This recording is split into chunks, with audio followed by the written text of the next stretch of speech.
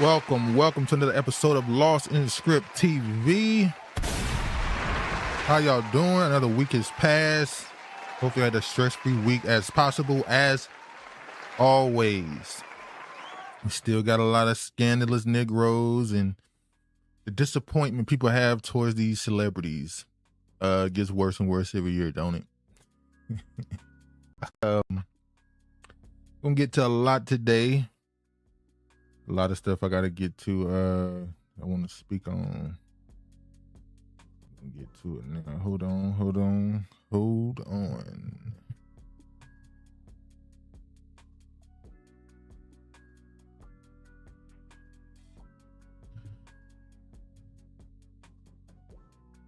All right. A lot to get to. We've been talking about it for years. This thing people have with celebrities, and I thought about this too. I was thinking about the fact that you can make an argument that when you start talking about the idea of community, I don't know if there's any group in this country, at least, that puts as much esteem or respect or expectations, even really, on its celebrity class than Black America. So you can make an argument that we're the only group that expects somebody who becomes millionaire and billionaire to still have a community mindset with the rest of everybody else. So it's kind of disappointing that something that we probably should move away from. But we'll see the continued fall of this celebrity worship. Even though I see it still got a real chokehold on some people, depending on who you're talking about, but we'll see if it improves at all. We're gonna get right into it with this right here.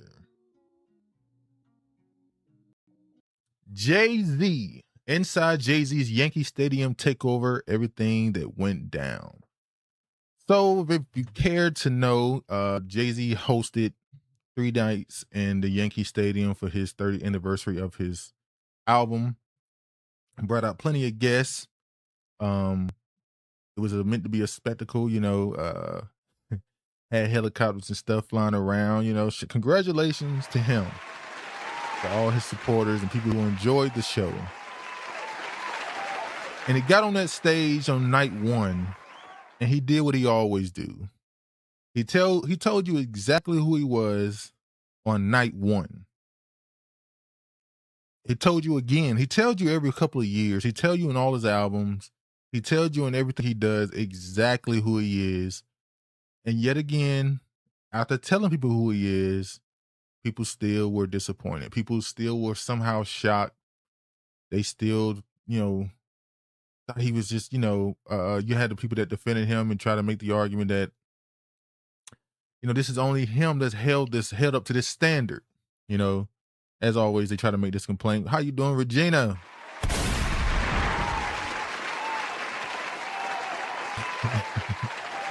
Try to get Travis to jump back on this week, but I wasn't successful. But yeah, so this Jay-Z thing, once again, not surprised by him being who he is. He tells you all the time who he is, and people still get disappointed. But I want to show.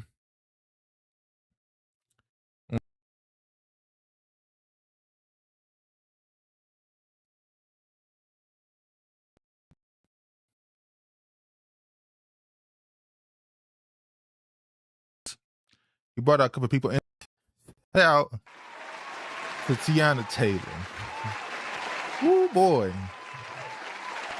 They didn't give her no grace. She got on stage, sounded terrible, and off track a little bit. Teyana Taylor, obviously, I've known of Teyana Taylor's existence since her Sweet 16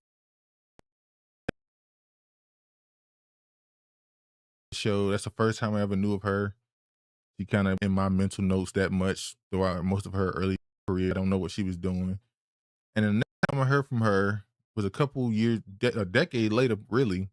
She popped back out and she's doing an album with Kanye. That was just a few years ago. Then she's this choreographer and all this other stuff. And next thing you know, she's in a movie. She's in that One Battle After Another. And now she's an actor. She's been in many movies before that, I know. And now BET is giving her the Icon of the Year award. I don't even know what Icon of the Year even means.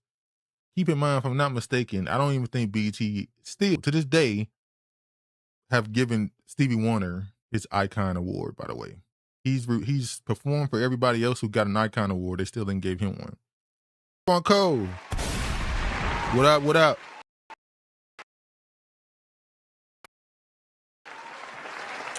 So, I can't stand Tiana Taylor.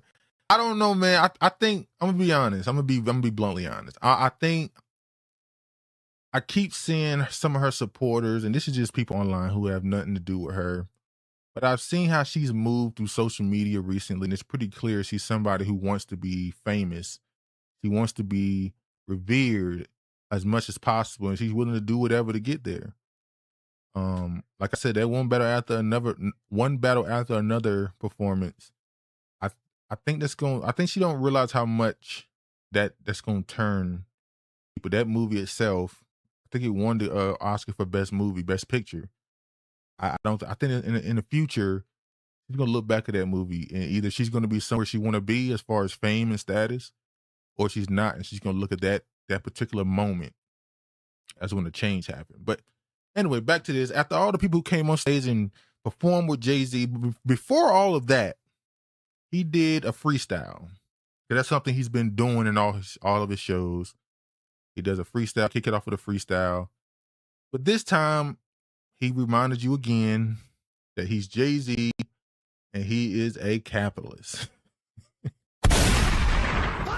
He reminded you again that not only is he a capitalist, he is a very, very, very proud capitalist. And he makes no mistake about what he is and who he is. So I'm gonna play a little bit. I'm gonna play this freestyle, and of him really, to me, showing how much his head is up his own ass. Let me play this. I'm a target. You ain't. Don't miss that target. No exclusive. They only doing what Apple and Walmart did. You shopping at Amazon or you boycott? You posting on Instagram? That's Meta, boy. Stop it. Y'all know Google owns YouTube. You picking and choosing and politicking as usual. So one of the first things these type of people, these type of personalities would do is they'll convince you that you doing anything in this system that we're in, if you do anything to just basic survival and using things that's necessary, that you're no better than them who is part of the system to exploit it as well. So Jay-Z got a little bit of a flack because his vinyl is going to be in Target. And you have some black people that's boycotting Target. I'll be honest, it's not something that I saw too much in real life. I got family members that brought it up, that said they weren't shopping at Target. But for the most part, I think it's one of those boycotts that's kind of became effective through just most people may not just don't go to Target in general. Apparently it did affect them financially. So I don't know. But I haven't seen it being like a real strong thing in real life. But apparently it's been effective. So his vinyl is going to be in Target. So people saying that he made some type of exclusive deal with them. Apparently he didn't. Everybody's vinyl is in Target because when you release with these publications, they put your stuff out through stores and stuff, not just Walmart. I mean, Target, Walmart, all these other places too. So he didn't bother coming out saying, hey, I don't have an exclusive deal with Target. That's not what happened. This is just a normal thing that just happens, right? Instead, he turns around and says, you, regular person who uses YouTube, who uses Meta, who Instagram, if I did do that type of deal, you'd be just as bad as me. Yes, me, Jay-Z, the billionaire, who seemingly has some level of influence and power. If you do those things in your everyday life, use a social media app, you'll be just as guilty as me doing actual business with these corporations. These people, I don't get it. Hey! They digging deep, but nowadays it's embarrassing. They run out of characters, had to bring back up Cap again. A buddy took a check, I ain't even mad at him. But along with that check, got to sign a non-disparagement. I'm the one they can't control. Y'all better be glad as him. See, now, this is one of the first times, Jay-Z, right? Shout out to Keeper. This line right here, I knew right here that he wasn't as, Jay-Z, whatever you think about his career, his rapping ability, his talent, he is somebody who's always exuded confidence. He's clearly a person who's extremely confident. When he said this line here, he was not confident. Buddy took a check. I ain't even mad at him. But along with that check, got to sign a non-disparagement. I'm the one they can't control. Y'all better be glad as him. He wasn't confident in saying that. Virginia says, our selfish, narcissistic opportunities to the true tenets of capitalism, which Jay-Z is unapologetically. Facts. So he says this line about Kaepernick, right? You know, he signed a non-disparaging. He don't, you know, he took a check. You know, he sold out. Y'all saying I sold out. He the one who sold out, not me. Now, the thing about Kaepernick is, on this very channel, I've spoke about him, and people have had a lot of wide-ranging opinions about Kaepernick. You know, whether or not he started his activism simply because it's something that came over him. You know, the spirit came over him, or if it was out of desperation. Hey, I'm not that good no more. I'm about to get cut from my team in the NFL, the San Francisco 49ers at the time. I'm about to get cut, so I'm gonna do something for attention. I'm gonna kneel. Whichever reason you think he did it. Since then, you know, we're in 2026 now, he has done real activism work. He has given money. He has done things with what's it called, the Know Your Rights program that he has. He has done real community work since then. Regardless of why he started it, he's doing it authentically now. So for you to get on stage in 2026 and try to disparage his name this way was just not a good look. Hold on, let me do this right quick. I want to show something.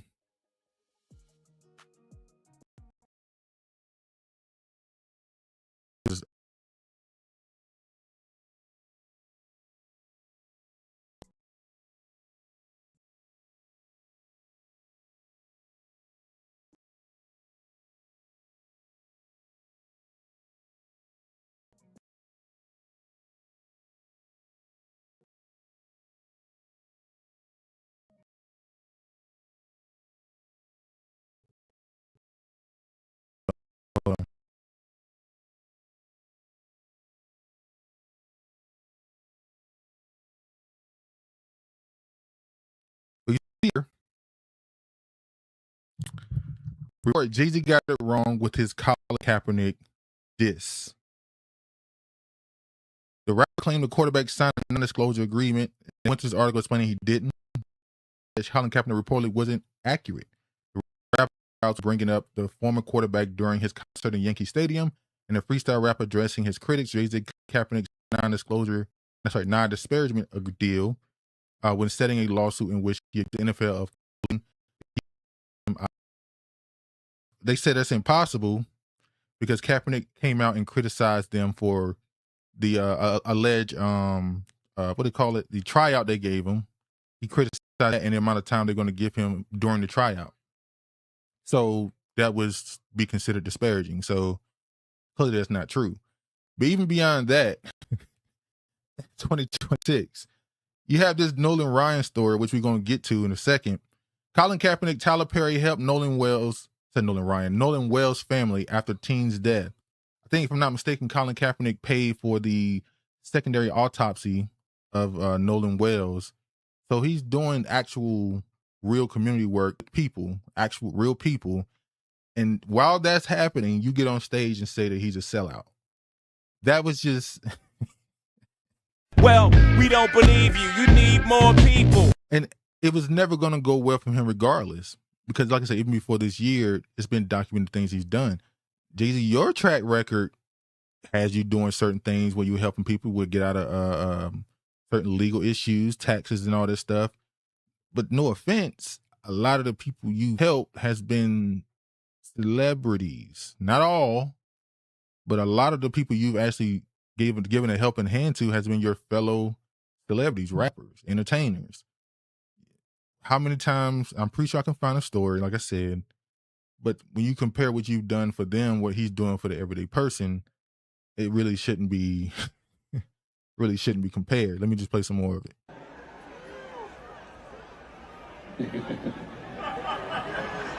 Yeah. I'm the one they can't control. You better be glad it's him. $500 million back in the community. That's just good math for him. I'm listening to Twitter activists. They type and I laugh at them. There's really no comparison. Y'all check my stats again. I'm bringing folks home to their family. Laws get passed because him. You can like it or not. We don't do no ass kissing. He said $500 million back in the community. Well, what you did to the local community there in Brooklyn was you brought Barclays Stadium for the Brooklyn Nets. Obviously, once the New Jersey Nets. Back in the early 2000s, they tried to get a team over to Brooklyn. It was denied. All of a sudden, Jay-Z throws his weight behind it. His face is used. All of a sudden, the team comes to Brooklyn, is promising jobs, and now you got from Brooklyn saying it's gentrified. People being pushed out. Certain demographics are, moving in. And now, you're asking for praise for that. But yeah. Ex-drug dealer, you might not like the packaging, but my presence is the president. My gift is rapping. Oh, shit. Former drug dealer. And I've been saying that for the longest. There's been a certain mindset that exists amongst drug dealers. They started calling it hustlers. The word hustler got bastardized because it didn't really stand for what it stands for now when you call somebody a hustler. People like Jay-Z, in a time before, would be anathema in the community. They wouldn't be treated with the level of respect that they get now. You could find video. I remember there was a video I saw a few years ago. Funny enough, it was a group of those Hebrew Israelite dudes on the corner in New York, and the dude walked past them with the four finger ring on. He had the big gold chains. He had his beeper on him. And he walked past them and he pointed at them and started laughing. They started calling him all type of, started cussing him out in the middle of the streets. And as they began to cuss him out, older black people gathered around and started cussing him out too. And at some point, the drug dealer dude just walked away and went on about their life. That used to be the norm. Now the drug dealers show up, they consider the life of the party. And that drug dealer mindset, it exposes another thing. Like when I seen this right here, let me see. Do I have it? Let me make sure. So I got it. Hold on. Niggas ain't. This right here. Right. BMF. Big Meech. Big Meech, the drug dealer, came out of the 90s, early 2000s, made, who knows, $200, $300 million in his career as a drug dealer before he got busted by the feds. He got out of prison a few years ago. 50 Cent immediately destroyed his name by accusing him of being a snitch. But he's popping back out now into the social media. And he had this to say on a live stream. Keep in mind, this is the dude who millions of people were affected by the drug trade that he was pushing. Black people. Now, after serving his time in prison, he gets out and is doing live streams and able to profit from the name he gained selling those drugs. This is what he's saying on live stream now. Niggas ain't on that. Niggas gotta learn how to come together like other races. Other races is coming together like each other or not, and they becoming billionaires. What the fuck is wrong with us, man? What the fuck is wrong with us? We gotta get it right. Get it right, Niggas bro. gotta come together and get that real bread. Cause guess what? Can't keep complaining. Complaining don't do nothing. You gotta be held accountable. You got to be held accountable. It's something you ain't doing. If everybody coming to you telling you, you need to do this, you need to do that, and you ain't doing none of that, and you ain't getting right, you got to hold yourself accountable and try some things that other people know instead of what you just know. Niggas ain't. I wonder if he thought that when he was in his 20s selling drugs. People was telling him how he was doing wrong and he didn't think about it. I guess now he'll say he's an older man and he's wiser now. By the way, these are the same thing people have been saying for the past 60 years. He ain't bringing nothing new to the conversation whatsoever. But imagine a person who did all the dirt he did, served his time in prison, gets out, and starts acting like he's Malcolm X. I said the same thing when Freeway Ricky Ross got out.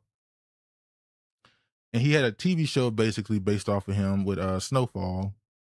And he was doing like a podcast run, talking about the stuff he did, how much money he was making in a day and certain things. And I'm just like, man, imagine doing all that destructive stuff to your community and then decades later able to go around on podcast mics, have people just look at you and like praise you almost for all the damage you did.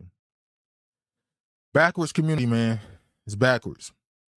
But speaking of these backwards people, I want to show this here. Let me remove some of these. I want to show this one right here. There was an interview done with his homie, his little brother, as he called him, Memphis Bleek. He was on DJ Self, I think that's his name's radio show. And he came on there pretty much to come to the defense of Jay-Z. I'm going to play what he had to say here. The lie is more entertaining than the truth, bro. Okay. No matter what you say, man. Like, the truth came out about them fouls and all that. They still run with it. Yo, homie in this and homie in that. It's like, what about the target? The lawyer shot down. Don't talk to me about that. I don't give a fuck about that activism shit, my nigga. Like, because these niggas is still in there, my nigga. Right. So don't worry about us. Look, the target deal is important because I hit up both of these dudes. Now, this is his little brother, quote unquote, telling you straight to your face, I don't give a fuck about that activism shit. When that episode came, I said, "Oh, y'all gotta look Selective at." But look, Rage. But look, no, not at all. Everybody album is available vinyl. So in Target. why wouldn't Hov say, "Hey, I don't have he control." He don't have to. He don't owe y'all niggas no explanation, my nigga. That's where we split ways. Well, that's gonna forever be that, my nigga. Y'all sounded like the old lady in the window. Why y'all outside 3 a.m. loud? We gotta tell her we selling drugs, bitch. That's why. No, I don't. The fuck? I don't get the correlation there. She want to know why we outside late doing what we do. You want to know why he did what he did. We owe none of y'all no explanation. Yeah, Miss Thelma is in her house in her nightgown wondering why these men are outside making all this noise who's out here selling drugs. She's wondering why these men are outside destroying her community and her family. She shouldn't care, though. And see, this is, as Rena brought up, this is that narcissistic, selfish, opportunistic mindset. And it's the drug dealer mindset. It doesn't matter who it harms, it benefits me. First thing you say to these people, they'll say to you when you criticize them for their decision to do this, they'll say when somebody was going to sell it to them, they was drug addicts, somebody was going to give it to them. It's like, no, you could have just not been the one to give it to them and made it not as easily accessible. But they don't care. It's not about right and wrong to them. It's just about the money, the green. Can I get more? And that desire and that appetite to just always want more. That's why they say there's no such thing as an ethical billionaire. Because at some point, I saw John, what's his name? Justin Hunt. He made a point. He was just like, $1 billion of anything in your house, you would say is too much. And I'm not one of those people that goes on those anti-billionaire things. Not that I support it or completely against it. It's just, I understand when people point out that most people who reach that status is completely through just complete selfishness. And it's an appetite that'll never end. Because you get 1, then you want 5, then you want 10, because the money becomes the power, the influence.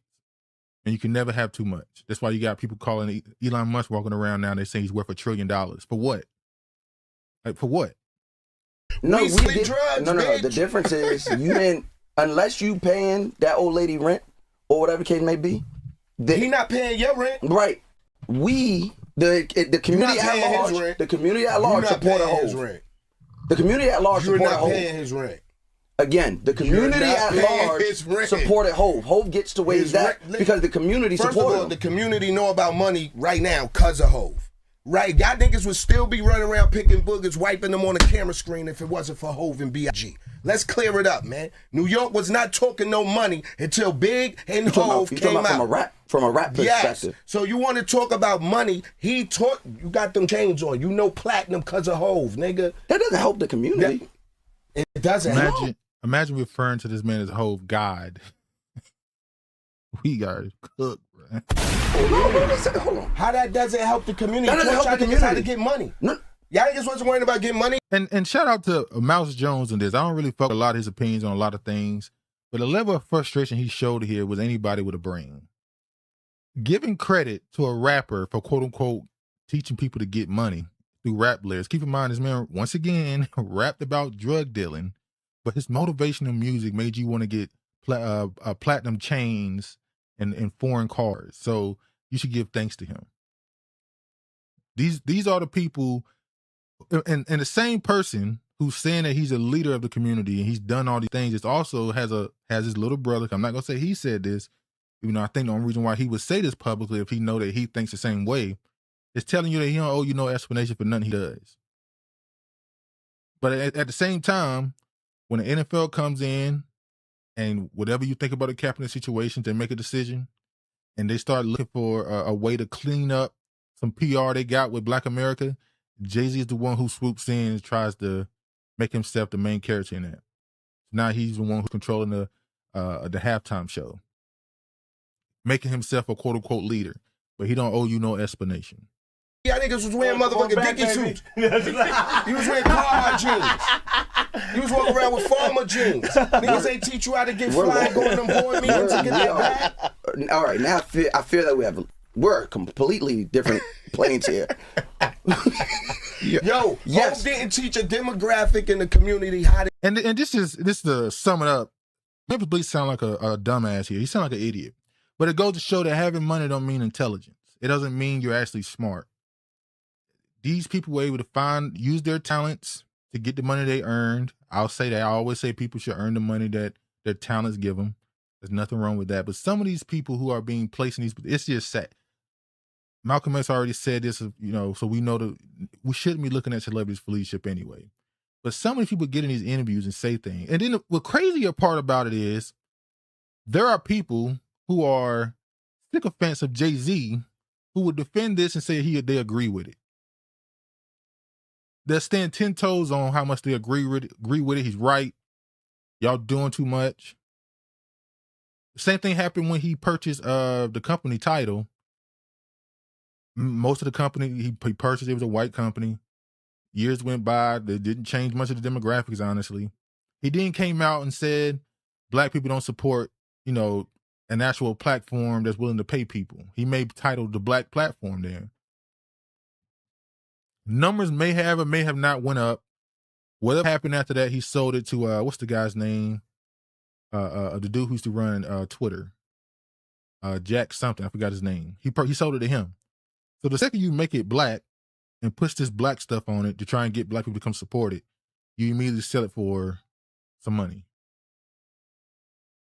Just untrustworthy people. Get money and boss up. Answer me that. How to get fly? No? How to get money and boss up? Yes or no? I'm going to say no. Oh, thank you. He did not. He did not. But that was his homie. This is his homie. This is the last one I'm going to show this. We're going to move on. I'm glad you don't talk to none of these niggas, man. They don't deserve to hear nothing from the God. Like, if I were from the God. But I know that's New York slang. You're not really calling them God. I get it. But damn, that's crazy. Words, these niggas, man. That's why I'm out here. And when you say that, in what regard? Like, they don't, not that. Why, when you say they don't deserve to hear from the God, they don't deserve, man. Y'all all here making up stories and making up your own analogies. Wouldn't that be better that you explanation for? Because you are a major figure. Nah, he ain't no major figure. He is the figure. Okay, so if I'm a president, yes. Elon talk. Tell me when they come up here. Elon Musk got on his X Spaces with regular people for hours on end. Elon Musk does quarter reports. Yes, he talks to people. And chop it up with y'all. No, give y'all some they're not a part of our culture. But listen, do they give y'all the inside of the new car dropping? Yes. Oh my God. It's called a keynote. They stand. You got it last night. There was some keynotes last night. I'm glad.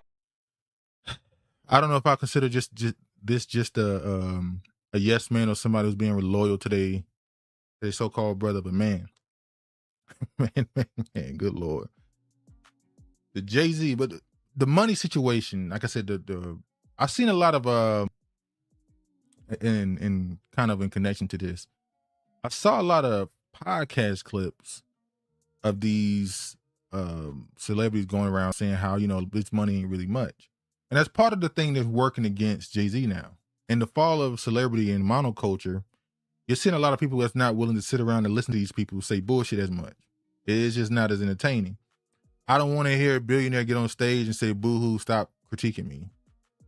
Y'all wouldn't, your opinion don't matter. Just I'm doing what I want to do. No, people don't want to hear a wealthy people sit around whining and complaining about people critiquing them, a public figure anymore. It's over. Proof of that is clips like this right here. Let me show this. When I saw this right here and I seen the comments, I was like, thank God. Because it was like at least 10 different clips of these dudes basically saying they didn't understand how taxes work and that's why they broke. This is our former NBA players who made tens of millions of dollars who tell you to your face that basically $5 million ain't a lot of money. Let me play this. So I played years. You said I made 20. We all know about Uncle Sam, right? So what's that, 10? 10. Right? So that's about $1 million a year. Yeah. That ain't no money. That's the real truth. The real truth is I ain't really make no money. Mm-hmm. I really ain't make no money. So people are like, oh, I don't understand how you go crazy from, I'm like, I ain't make Floyd Mayweather and no money. I didn't make the type of money where it's like, I'm gonna go crazy because I don't have it today. That's the real truth. If you do the math, that's a 1 million. These are the people that live way beyond their means. That for some reason, they get the money, they get their first check for $150,000 from the NBA, and they take out loans. The first thing they do is buy a house. Mom and daddy got to have a house, got to have a car, but it ain't just a normal car. We need Ferraris and shit. We need something, $500,000 plus, million plus car. A home they live in got to be worth 2.5. Mine's got to be the same thing. I'm gonna live in. You got to pay taxes per state you get paid in. So y'all just completely live beyond your means, lose money, and then when you end up broke, tell people it wasn't really no money. If you had just 10 years in the NBA and money that actually hit your account, it was only $5 million. That's more than most people. And believe me, most people, if they had $5 million to live on, they wouldn't be on podcasts saying they ain't have enough money. The problem is when you get those checks and they coming in, I think it's monthly, you're getting these $100,000 checks every month. You're thinking it's never going to stop. You're in the league for 1 year, 5 years, 10 years. You get used to just being able to, pay off your credit cards at the end of the month when you get your checks from the NBA or whatever. And then when you out of the league, those checks ain't coming no more. You're not getting these big lump sums of cash. And you haven't done anything. You haven't invested in anything to make any profit. You're not getting any, money. So now you look and say, I wasn't really making no money. You justify it. And people just sick of y'all coming up here and lying to yourself and trying to convince the world that you're a victim. You're not. Now, in some cases, yes, there are some agents. There's some managers that be robbing people. That definitely happens. But that's why if you're a college player, high school player, who's the top of the class, I blame the parent. Why wouldn't you do anything to add any financial literacy to your family and your kid? If you're just going to wait for them to get the money, and then when they go broke and you get yours, it's like at some point, as Big Meech said, at some point it's responsibility. How long into your NBA career do you recognize this thing? I can't keep doing this. I remember Draymond Green has a video like this where he said his first deal, second round draft pick, was for $2 million. 5 years, $2 million or something. And he said his first paycheck was for $60K. It was going to be $60K, but he had to survive 3 months from the draft night to the first night of the NBA to get the money. So the league allowed you to take out an advance on your paycheck, on your contract. He took out a $60,000 advance, and when it got his account, it was $28K. He said from that day forth, he understood how money works without even all the extra stuff. He called his agent, and they told him that's taxes, that's this, that's that. That's why you got 60, but you only got 28 of it in your account. Here's why. From that moment, he learned. So that means when you got your check, the same thing happened, and you just went on with it, went about your life, didn't pay attention to it. Got to do better, man. The hustler mentality must go. There's nothing wrong with grinding. There's nothing wrong with getting your money and all this stuff. But at some point, you got to get rid of the mindset of shining. What do you call it? What Tupac call it? The shiny suit era or whatever it was. Got to go. Keeping it. The shiny suit era. It's about just the money. Speaking of that too. Speaking of hip hop and the shiny suit era. Post Malone posted this right here. Post Malone, who's the so-called, I'm gonna say the artist, formerly known, who was into hip hop, did a couple hip hop records, then went back to his real passion, he said, country music, was able to get some big songs out of it, sell a lot of albums. But look at him now. Post Malone looks like he's about to jump back into the hip hop bag. I wonder why. Why is Post Malone doing hip hop sounding songs again? See this right here. Can't get enough tickets to backfill empty crowds for his concert tour with Jelly Roll. He had to cancel this tour. This is the tour he was supposed to be on. They called it, the blue dot fever, because the tickets weren't selling. All these blue dot fever. So now that tour didn't sell, even though country music is all on the charts, we know that's fake. He couldn't sell. Now he's stepping a toe, at least, back into hip hop. I wonder why. And that's another thing that's a problem. This open door policy that we've allowed so long. I said this a couple weeks ago. I've completely changed my mind on the concept of gatekeepers. Gatekeepers are needed.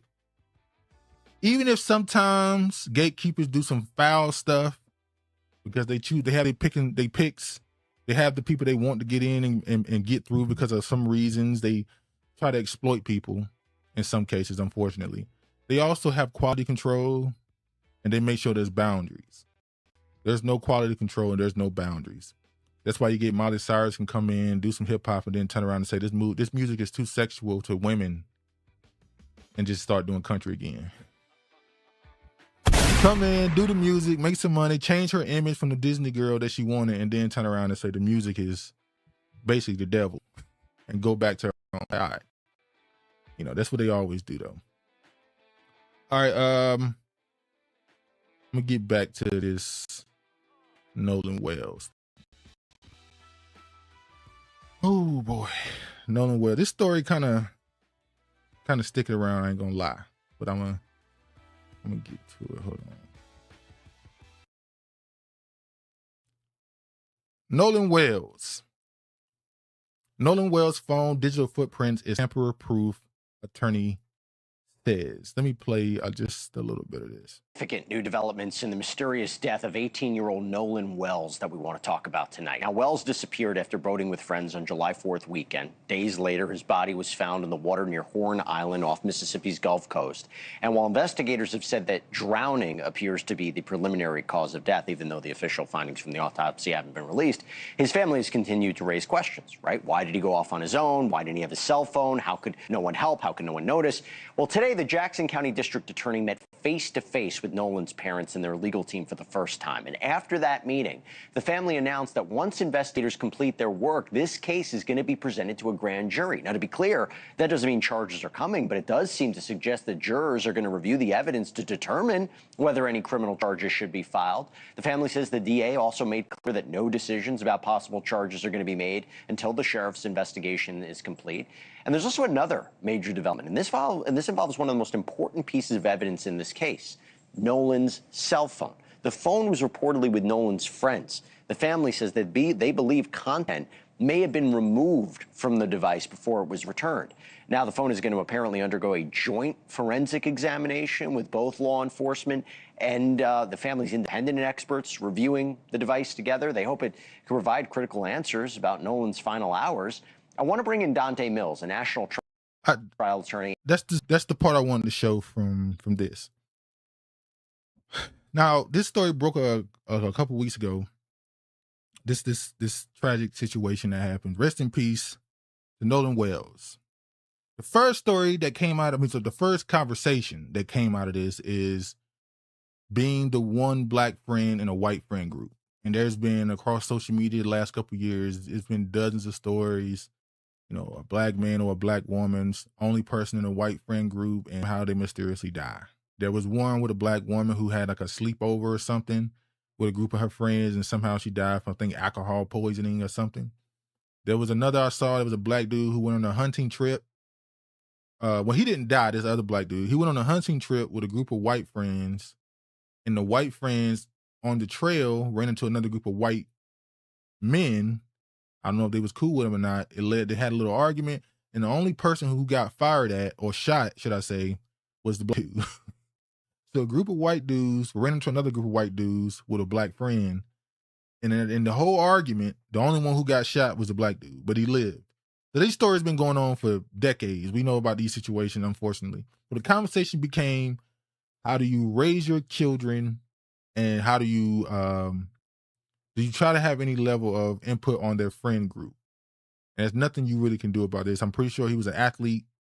He's on these type of teams, football team. You're going to make friends with these people. I don't think he was the only black person in the area. Obviously, he was the only one who was a part of this single friend group. But that conversation, growing up, that wasn't even a thought. I just keep in mind, if I'm not mistaken, his mother is Asian. If I'm not mistaken. So already there's a difference in how he's going to approach race already. I always say, I just would never feel comfortable around a group of people who one are strangers, honestly, and two just don't look like me. I would always feel out of place. That's never been something that I was comfortable doing. So whenever I see stories like this, I just get confused. Like how do you not have that one? And the people who were interviewed by TMZ, I think it was two black dudes who were his close friends. Like in my world, you will bring at least one of them with you. Like, yeah, these are my friends, these white dudes, but also I'm gonna call up Raheem. Hey, you coming with me? Come with me to da. You want somebody there, because it's a cultural thing at that point. You need at least one person. And I say this right here too. Now they went to this whatchamacallit on the boat. He went off allegedly. They say he went off with some girl. They decided they're going to go back on the boat, go somewhere else. It took 2 trips. Now, just off growing up it's like I said, it's a culture thing. Just off growing up in the black community, it's understood that when you're out with your friends, you're responsible for them. That's probably universal. That's universal. It's understood. But with black people, if it's a group of 4 black friends and they go into some type of event party or something and it's majority white, it's heightened senses. It's understood that if you go off with somebody, we're going to have to just sit here and wait for a little while. Now, I'm not saying 4 hours, but 30 minutes, we're going to let you just rock out. And then we're going to tell you, come find you and tell you we leave and come on. I'm not leaving here without you, because I don't want to have to look your mom in the face, your dad in the face and say, we left you. That's just a cultural thing. I'm not leaving you by yourself. But when there's other groups, they operate differently in their culture, and it's like you're an adult, you can, or at least you're almost adult, you can do it on your own. You know how to get back home. I don't need to hold your hand. So it's just a difference. Then you see the other stuff going on around with this, and the cell phones they brought up. The one of the friends had it. They sent it to delete stuff. His car keys, they were looking for him. It turns out the car keys were at another one of the friends' house. They said they didn't have it, but then they found it on top of his Xbox or something. I can't remember. So it's a lot of suspicious activity with the friends. The second this stuff happened, they immediately scrubbed their social media pages and hired lawyers. The girl he apparently went off with has already been talked to. I don't know how there hasn't been some conclusion to the autopsy yet. I don't know if it's already been. It hasn't been revealed as far as I know. So nothing has came of it yet. Maybe it got announced today, maybe next week or something. I don't know. But we don't know what happened.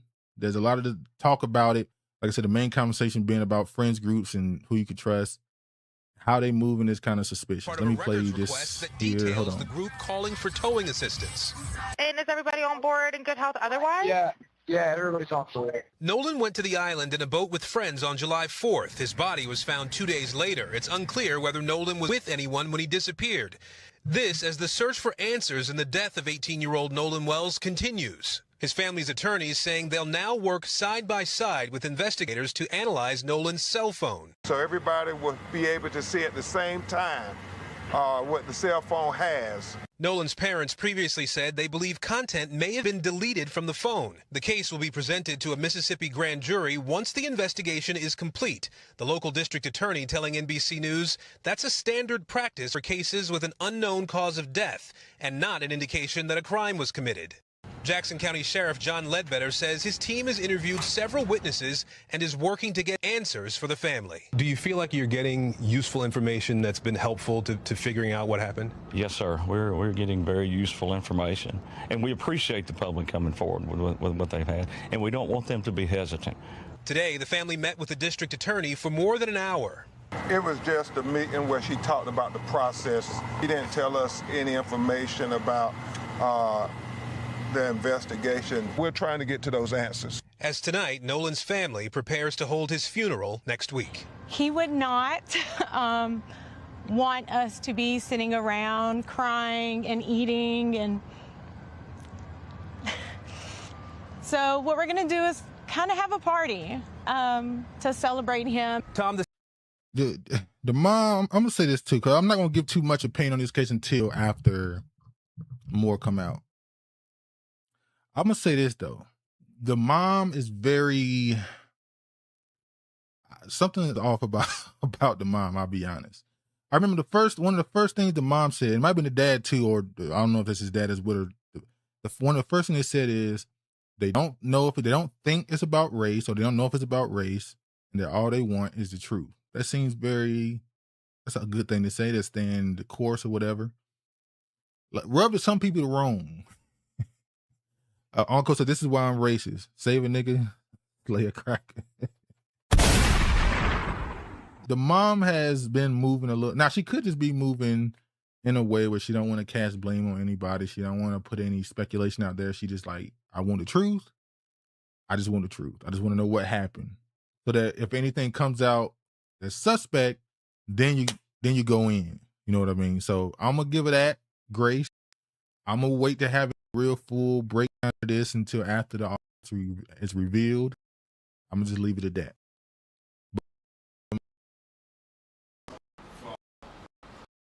There's another thing I want to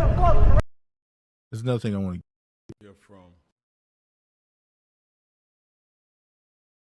Before I get to that, here's another example of black people and these black young kids and their friendship. This is a young black boy who was in the water about to drown because his white friends were playing a prank on him.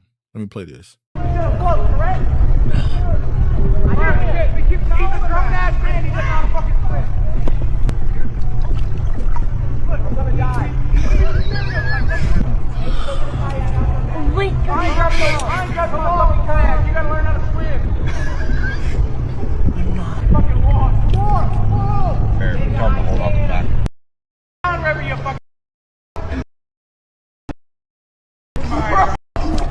How am I gonna get you back home? You don't think I'm a Marxist is gonna be worried? Yeah, your mom. My mom's name. My dad's your mom is always worried about you. My dad's in prison. I think that's why. Because your dad's in prison, we know, we can tell. Bro, we get you can't swim, but bro, just go get a life jacket on, Marquise. I'll just wait. Bro, you have a life jacket. Bro, I'm black. It doesn't matter. It's not gonna save me. Oh, yes, it does. Bro, I'll just find a way. Hey. Yeah, they think I'm about to pull jacket, but I can't. Bro, you have a life jacket. I'm gonna die.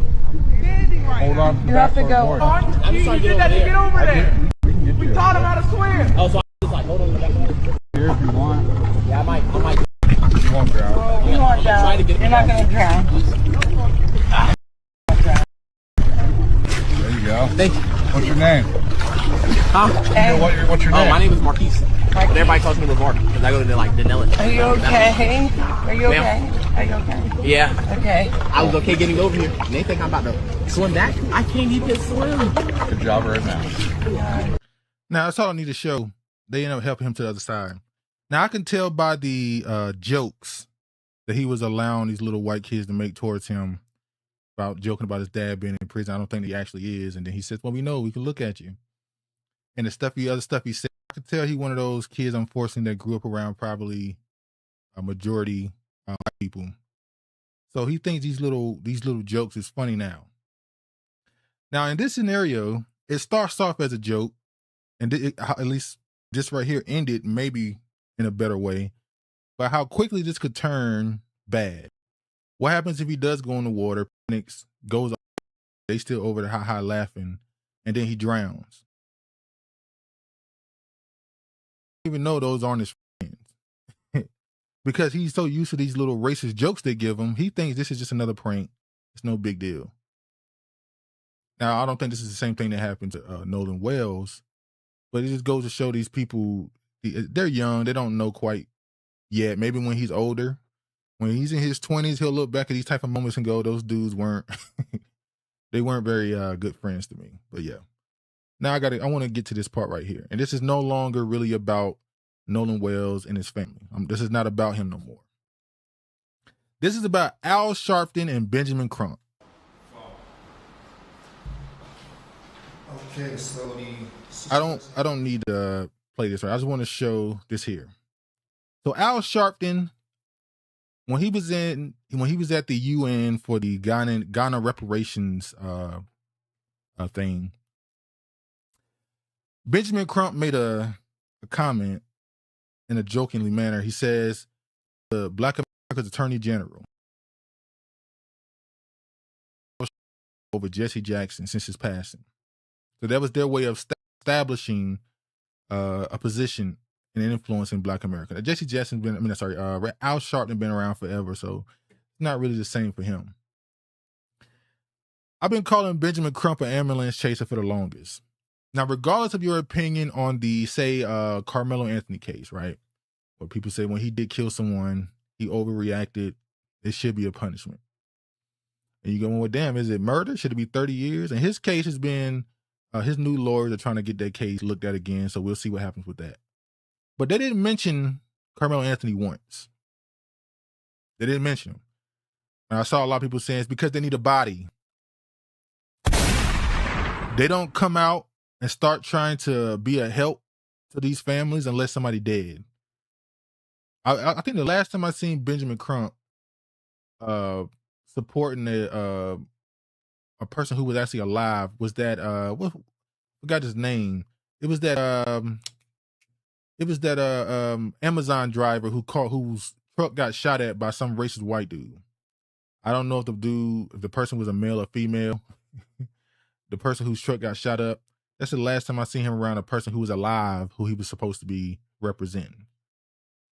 Al Sharpton and Benjamin Crump made sure they was out here for this case right here. But there's another case, I haven't seen him around at all, and I'm going to get to it in a second. Let me play a little bit of this.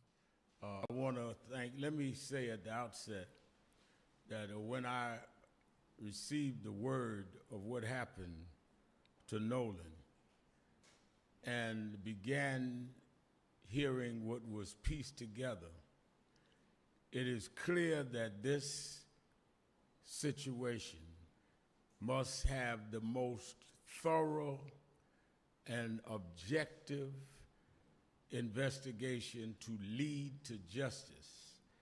What we've been told does not make sense. And being that there is lack of confidence in the local authorities, who have already, in my judgment, seemed to have mishandled where it was going.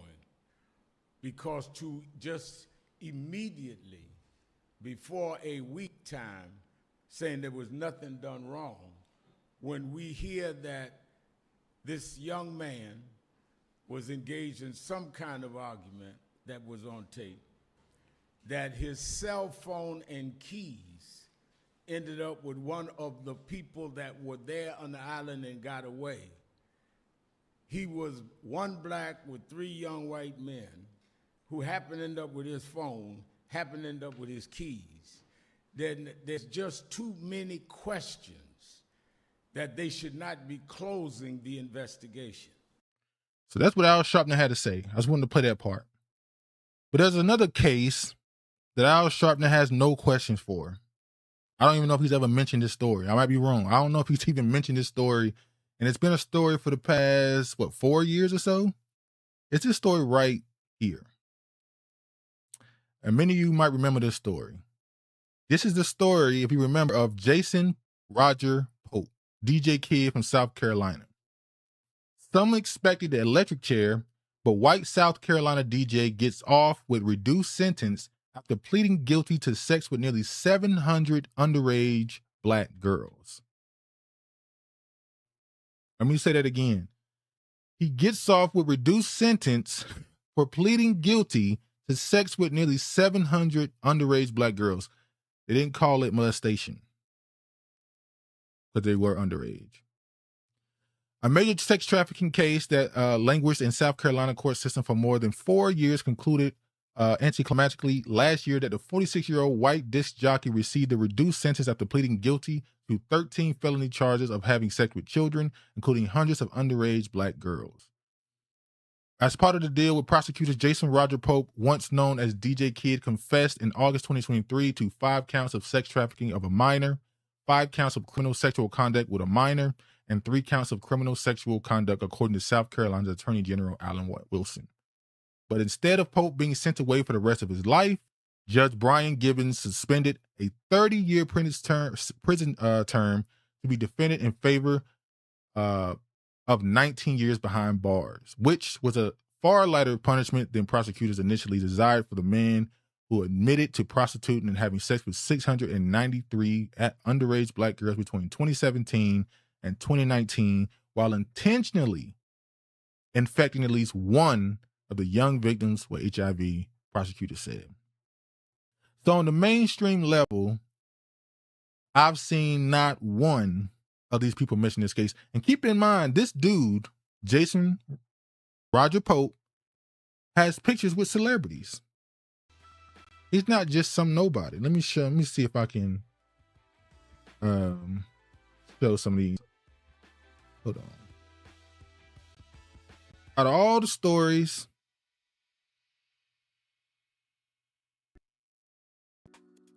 I didn't see them mention this at all.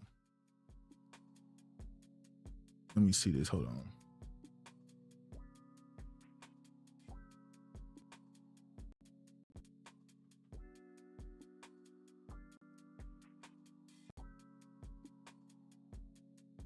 Hold on. There was one I got in mind that he had a picture with the former, well, she's kind of still an artist, the rapper Kaya.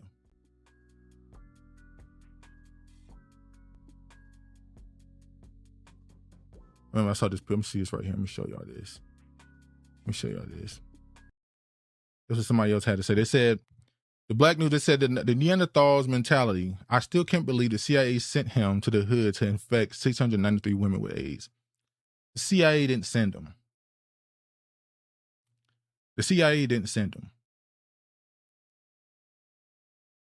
His partner in crime was a woman who was bringing the girls to him. There's pictures with celebrities throughout South Carolina because he's a DJ at these clubs. And this was a story 2 years ago. They said while it was in the courts for 4 years, and they didn't mention it at all. I never seen Al Sharpton, none of them come out and ask for a harsher punishment or anything. It just was what it was. They just moved on with their life. I remember even the woman who started the Caribbean woman who started Me Too. The woman who started, I forgot her name. The one that said looked like KRS-One. She came out. A woman on social media who's I guess she's an activist and she's into attacking or trying to expose the trafficking of young black girls.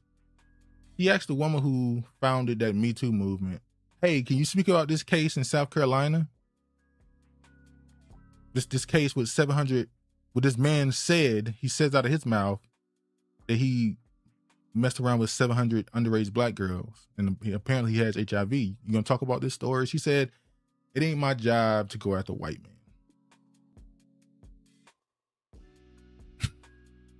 Told her that you talk about it. Use your platform to talk about it. So, yeah. So none of these so-called activists in mainstream media gave a damn about that story. But the second they hop on a case with a dead body that they think they can benefit from, get some influence, some social currency, they jump they get. It is what it is, though. Let me hold on. Let me show this. Oh, update on this. I'm gonna run through this right here. Uncle Nearest CEO Fawn Weaver fired from company. So Weaver, who ran Uncle Nearest, he has been fired by the receivership. The courts got rid of her. Let me play this. An unknown black-owned investment firm has signed a letter of intent to buy Uncle Nearest. The news comes as Uncle Nearest's founder, Fawn Weaver, is sidelined from her role as CEO. Weaver started the company in 2017 to honor the enslaved man who taught Jack Daniels to distill Tennessee whiskey. After a meteoric rise, Uncle Nearest was sued in 2025 for unpaid debts, which total more than $200 million. The receiver running the company found the potential buyer of the company in late May 2026. The Weavers have placed blame for their financial woes on their former chief financial officer and the receiver himself. So now something else that came out of this, and I'll say that this is my fault for not going completely into researching this deeper. Fawn Weaver is not a descendant of Uncle Nearest. That's not her ancestor. She was just the person who started the company.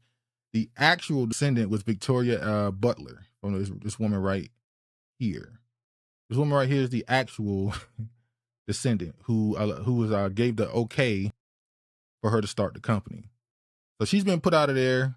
And it's funny because after her situation she had with the man who saw her outside of the store with the crowd, and she kind of mocked him for not remembering him after he walked up to her and tried to give her, congratulations, I'm proud of you. I went to school with you. And she made all these, she kind of made it a spectacle to embarrass him. And then, there was a little bit of pushback and she tried to apologize on social media. So now she went from that to here now. She's no longer running it. She's saying that it's not her fault or whatever. And the people saying that since they've gotten rid of her, the company is moving a lot smoother. Another black-owned distillery has already pitched the whatchamacallit to try and purchase it. So hopefully it does stay black-owned, but who knows how that'll go. Said the same thing about BT and Paramount, and look what happened. But anyway, just a quick update on that. That's as they call it, the Black Girl Magic, right? It's the Black Girl Magic. I'm gonna skip that. Oh, and Black farmers win court case that restores $127 million in federal grants. The decision reinstates funding for organizations that say the USDA cuts threaten jobs and community programs. Black farmers like Sharon Mallory can finally get some relief after a judge ruled to restore millions of dollars in grants. Earlier this year, the Trump administration yanked the money away from the organizations led by and in support of Black farmers. Mallory's organization, the 2020 Farmers Cooperative, promised to purchase equipment and land to provide food for their communities. They entered agreements with farmers, but the cooperation couldn't fulfill its obligation after the U.S. Department of Agriculture sent a letter stating the grant had been terminated in March. The department claimed that the awards were discriminatory based on diversity, equity, and inclusion, and wasteful spending. Remember, in another situation with the Black farmers, I think it was in Oregon, there was a Native American man, I believe, Asian man, and then a white man that sued for discrimination because of the relief the Black farmers were promised during COVID. So yeah. For Mallory, the pause on the land grants caused distress and disruption to cooperative work. Some organizations had to reduce or lay off staff and programs and divert resources, many farm operators may not be able to survive because of it. So they got their money. Congratulations. Hopefully now they can continue to do their commitment. That's just a bit of good news in the situation. The most important thing, everything else that's quote unquote black, because they went through the DEI thing, which is to benefit mainly the white women, yet the number one target has been black people. Quick stories I'm about to run through. I'm just run through these. Hold on. Let's see. Okay. Here. All right. The Great White Hope. Caitlin Clark hostile workplace claims reached Congress as Fever says it wasn't involved. Caitlin Clark, I don't mention sports that much on here. I haven't mentioned her at all in the absolute roller coaster the media has created around that league, which is not sustainable. How quickly these politicians who can give a damn about women's basketball have tried to use this little white woman as this beacon of white hope.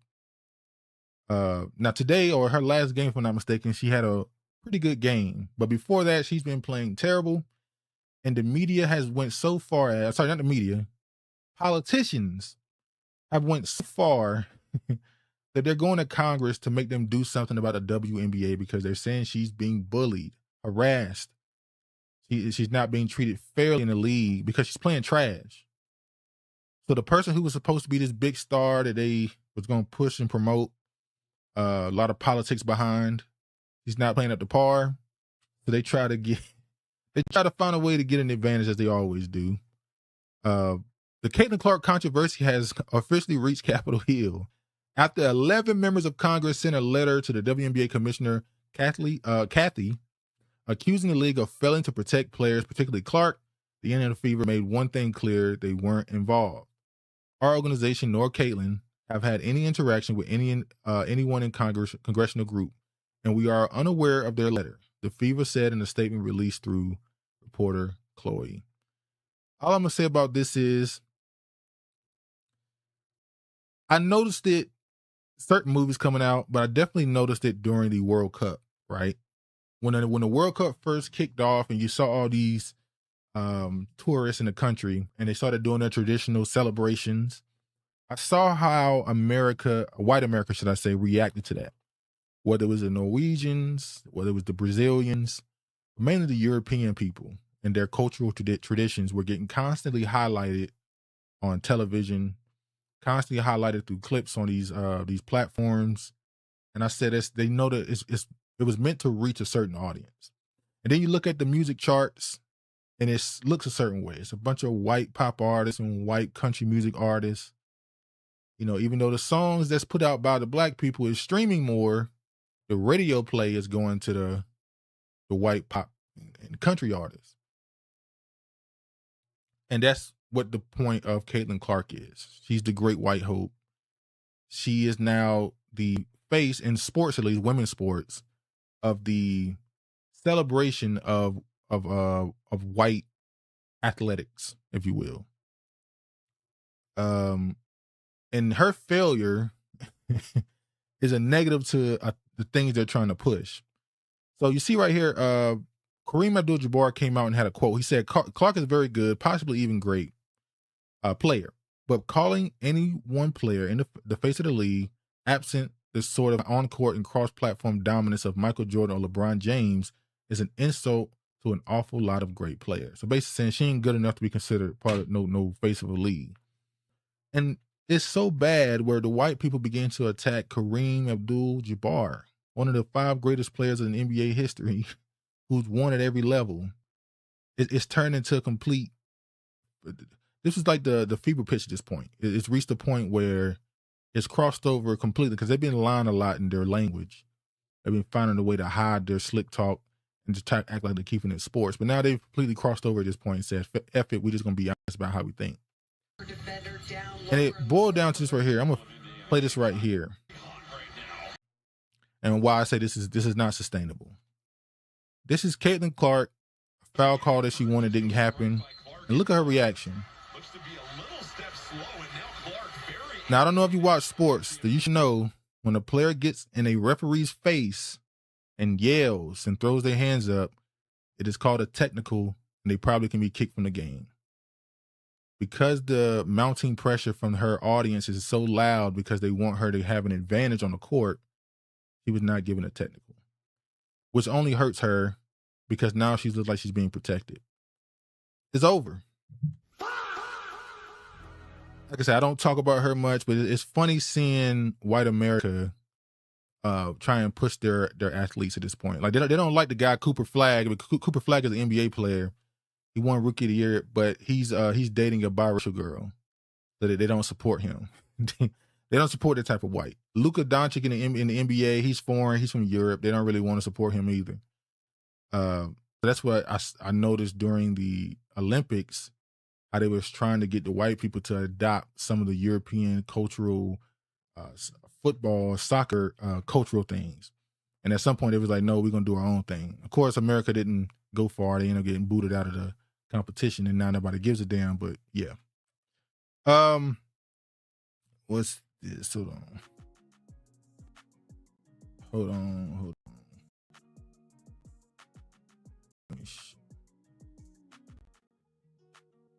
Oh no, please don't tell me something was deleted. Yep. Well, something I had was deleted. I don't know what it was, but whatever. All right, rundown on this now. Cenat sets up command center for Streamer University Orientation Day. I just want to say Cenat started his Streamer University. Congratulations to him. I guess he's back streaming now. The fashion shit didn't work.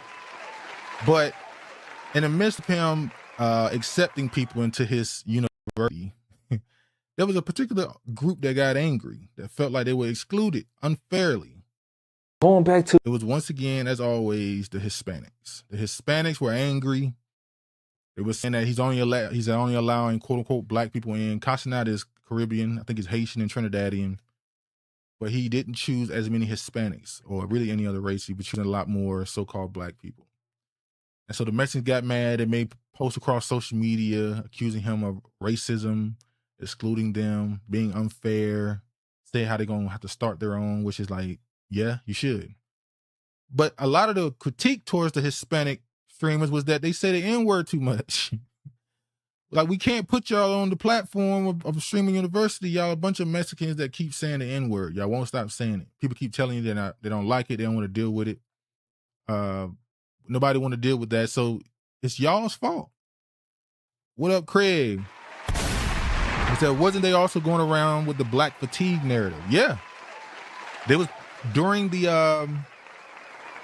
ICE situation, when Negroes wasn't going out protesting for them at the beginning of the year. I told you this was the year of antagonizing, and I got some more proof too. They still antagonizing Negroes, but yeah, they were saying they was a part of the black fatigue during the discussions around the South Carolina Rick Chow shooting. You know, the Mexicans was jumping in the comment sections of these racist people on TikTok and YouTube and all over the social media saying, we agree with the whites. We want to join y'all. They were saying, we agree with y'all. They the problem. You know, with black fatigue.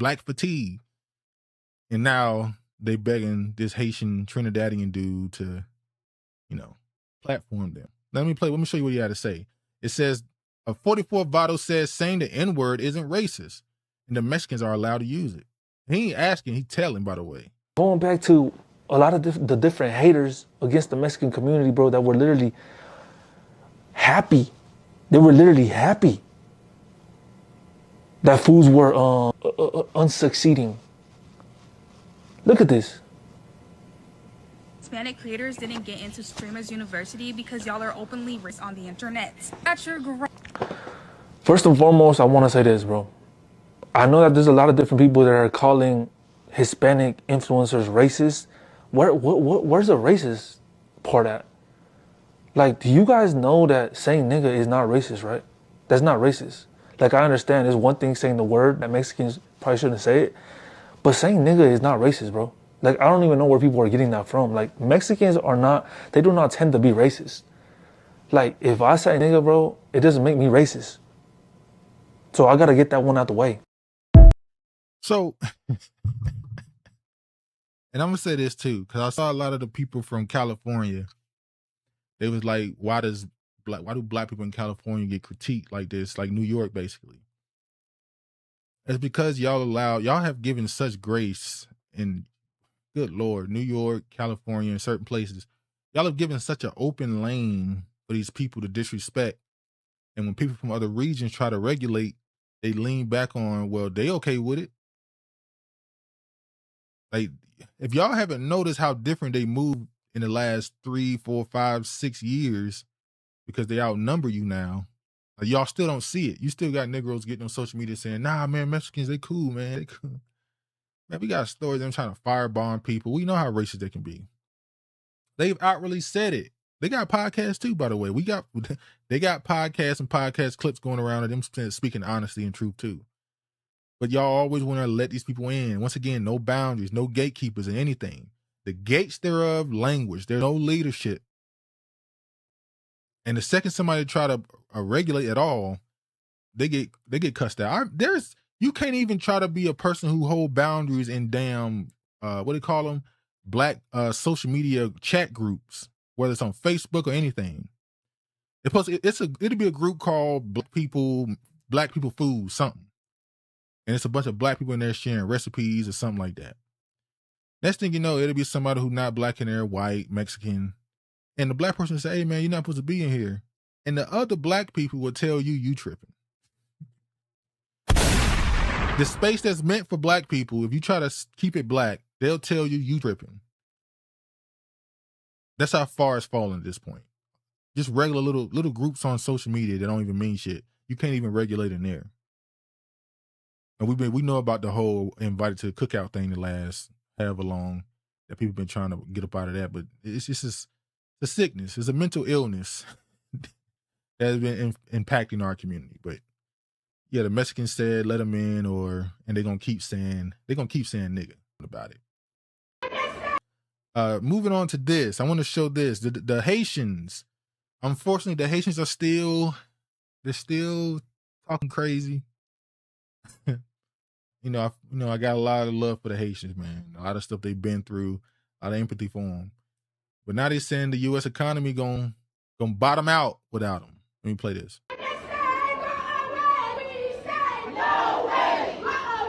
No way! No way! Hi, this is Marie Pereira, Island TV legal analyst. I'm here at the Little Haiti Cultural Craig says if they don't like it, then them and the refrigerators can start their own university. That's what they said they're going to do, man. Good luck to them, I guess.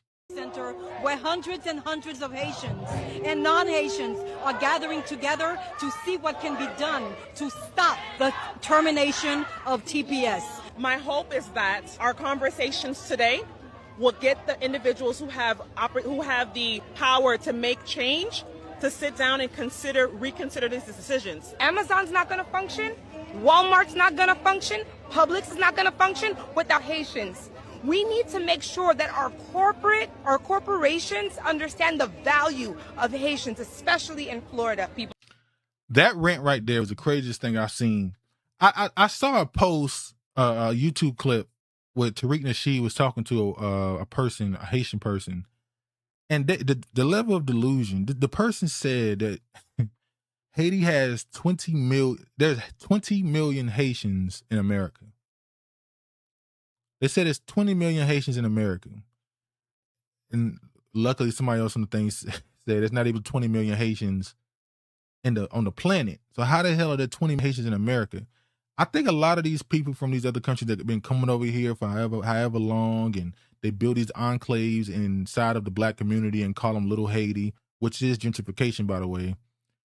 They do that and they get so stuck in this echo chamber, they really think it's more of them than it is. Now, I don't know if this person who said the comment about the 20 million was just trolling or whatever, but I've heard some other numbers by some other Haitians that they really think there's more of them than there really is. Her saying that Amazon and all these other corporations will suffer because Haitians by the way, only 300,000, by the way, Haitians being deported is going to cost these corporations. It's just, and as time goes on, I'm not saying I support it, but I do see how when you talk about the people from the Bahamas, the Bahamians, and they very strong. I'm be honest, they very anti-Haitian. They very much will say it proudly to your face that they don't want them in their country, and they talk about their pride, the level of pride they show. They're always waving their flags and all this other stuff. And it's like, well, why don't you do something in Haiti? And I said this before. Why is nobody saying that possibly, maybe, the solution to what Haiti got going on is to barbecue? Like, barbecue all these other gang members that's allegedly running around raping women and robbing people, extorting, kidnapping. Is that not a solution? At some point, you can't just sit around and just wait for something to end. You got to do something. I don't know if I suppose he had Nigeria, Ghanaian soldiers in Nigeria or something. I mean, sorry, not in Haiti. Are they training them to prepare for something? Like, what's going on? But anyway. People are going to be forced to leave. They're going to have to go back to a country that is unstable. And then the economy here in America is going to collapse because a lot of these people have car notes. They have mortgages. Who's going to work in the hotels? 95% of people who's working in the nursing home, the majority of them are TPS recipients. Temporary means temporary in as much as conditions have changed. Haiti is the category 4 now in terms of lack of security, in terms of violence, instead of gang violence against women. See, shout out to Primo. See, this is why you got to start telling the truth to these people, man, because it's time to move on. And they did give y'all a 2-week extension, which I think is coming up to an end. They might have gave you another extension at this point. I don't know what they're gonna do at this point. They just keep extending and do what they want to do. But the level of arrogance, honestly, because like I said, growing up, I never had we never spoke ill of anybody from Haiti or any Caribbean, African country. I didn't grow up around a lot of immigrants, but we never in my household talked down on anybody. But the language, the arrogance that I hear from these people who come from these, it's not even their arrogance or whatever. It's their critique of Black America when they know the circumstances that their home country is in. That's what really gets your blood boiling. It's like, how dare you? Like, you shouldn't have time to be on social media with critiques of Black America when I can see, like, we see right now what's happening. But I want to show this too, because as I said before, being a Black American, there's now this push to call you basically a Zionist. You're a part of the empire. You're an imperialist. If you are Black American, they tell you that you are a criminal now.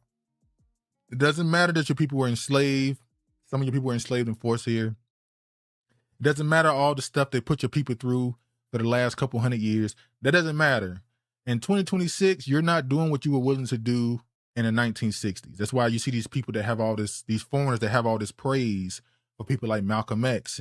Some of them kind of like Martin Luther King, but these Marxists, these so-called communists or Marxists or whatever, they have these strong anti-Black American talking points because they'll tell you pretty much flat out that you're not willing to die in the streets anymore. You're not radical anymore. You're not a revolutionary anymore.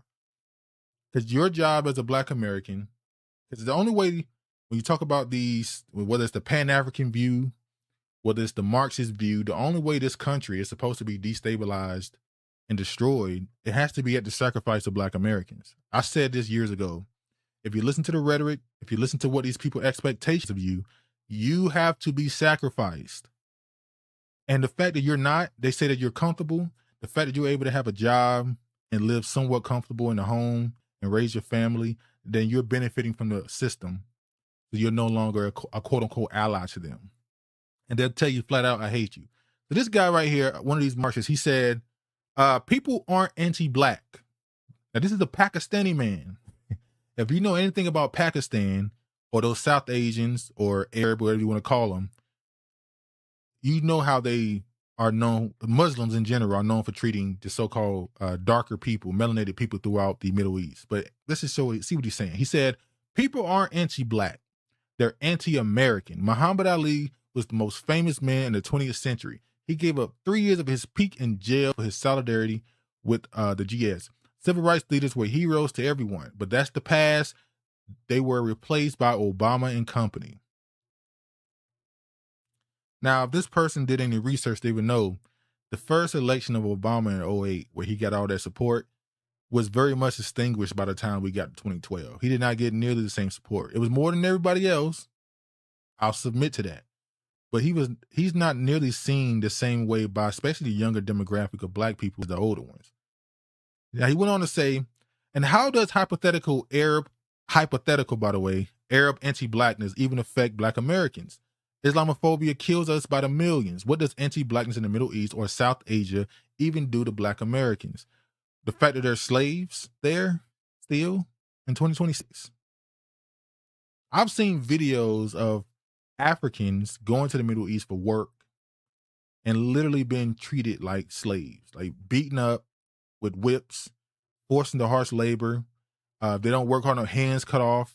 They took a page out of King Leopold's book. I've seen some crazy stuff come out of Afghanistan. We ain't even gonna talk about Dubai and United Emirates. We already know what's going on over there. But these Muslim countries are not very forgiving to the so-called darker people in those areas. There is a caste system there. Hell, I remember I talked about a story a few weeks ago.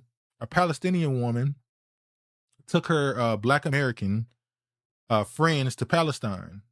Now, with all the shit going on with Palestine and all the stuff they're going through, they still found a way to be racist to the black Americans. So when the black Americans called out the racism, the Palestinian woman called them selfish. Imagine that.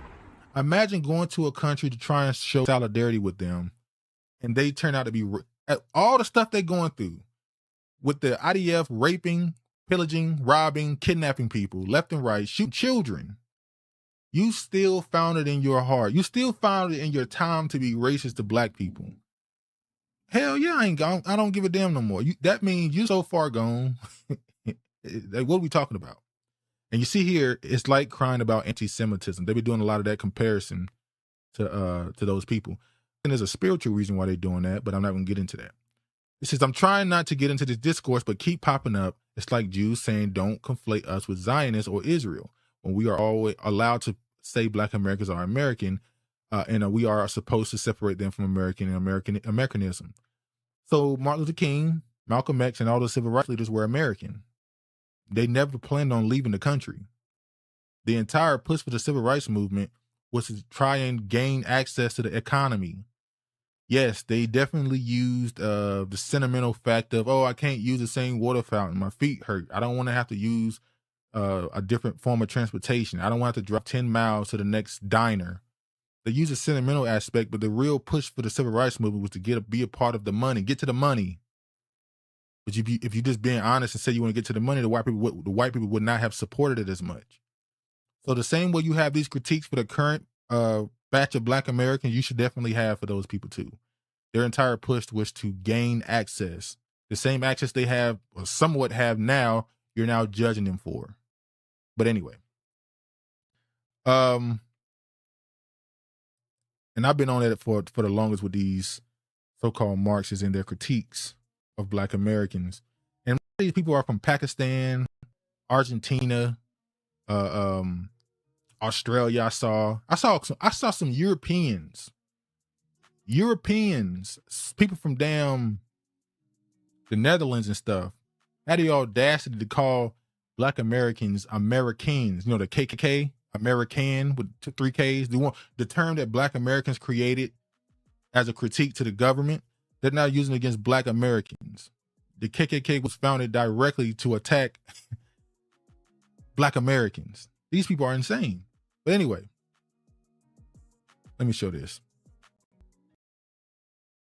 Another group of the ethno-narcissism we're expected to treat as a group of Americans who today actually hold institutional power within the U.S. as if they're on par with those in the third world. Response said, like I said, very few of y'all actually have a true investigative analysis. Just Obama is black, so you're an ethno-narcissist. And instead of focusing on the white capitalists that own the arms and oil companies, you worried about 7 black politicians and restaurant owners. Now, this is what this person had to say. I think this person's from Spain. Make sure. That's I think it's Spain. He said, in terms of aligned interests, black Americans are closer to white Americans than they are to someone from third world, and they've demonstrated that over and over.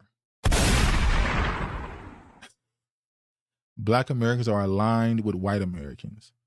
These people are crazy. Virginia says, prior to YouTube, like many American blacks, I was ignorant to black immigrants and just assumed that microaggressions, I expect a lot from them as weirdo black Americans. Ignorant of the large amount of black immigrants and incorrectly assumed they were a minority. Now it seems like it's an American blacks in own country as a minority. Yeah.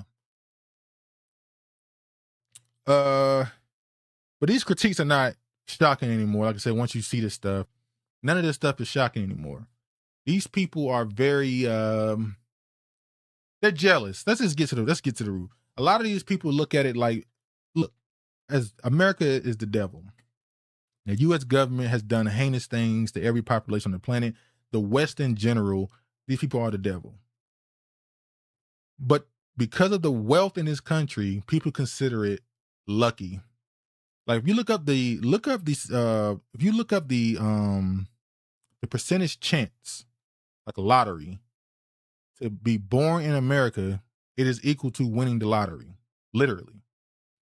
So a lot of these people, these white people from Argentina, Brazil, these Pakistanis, these Asians, a lot of these so-called Marxist people in those countries, Cuba especially, a lot of them are mad with black Americans because even though you're done wrong, you're lucky to not be born in a so-called third world country.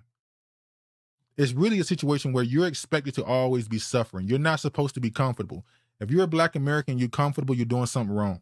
You should be, as long as the so-called white people in these other countries, Mexico, Cuba, all these places are uncomfortable, you should too.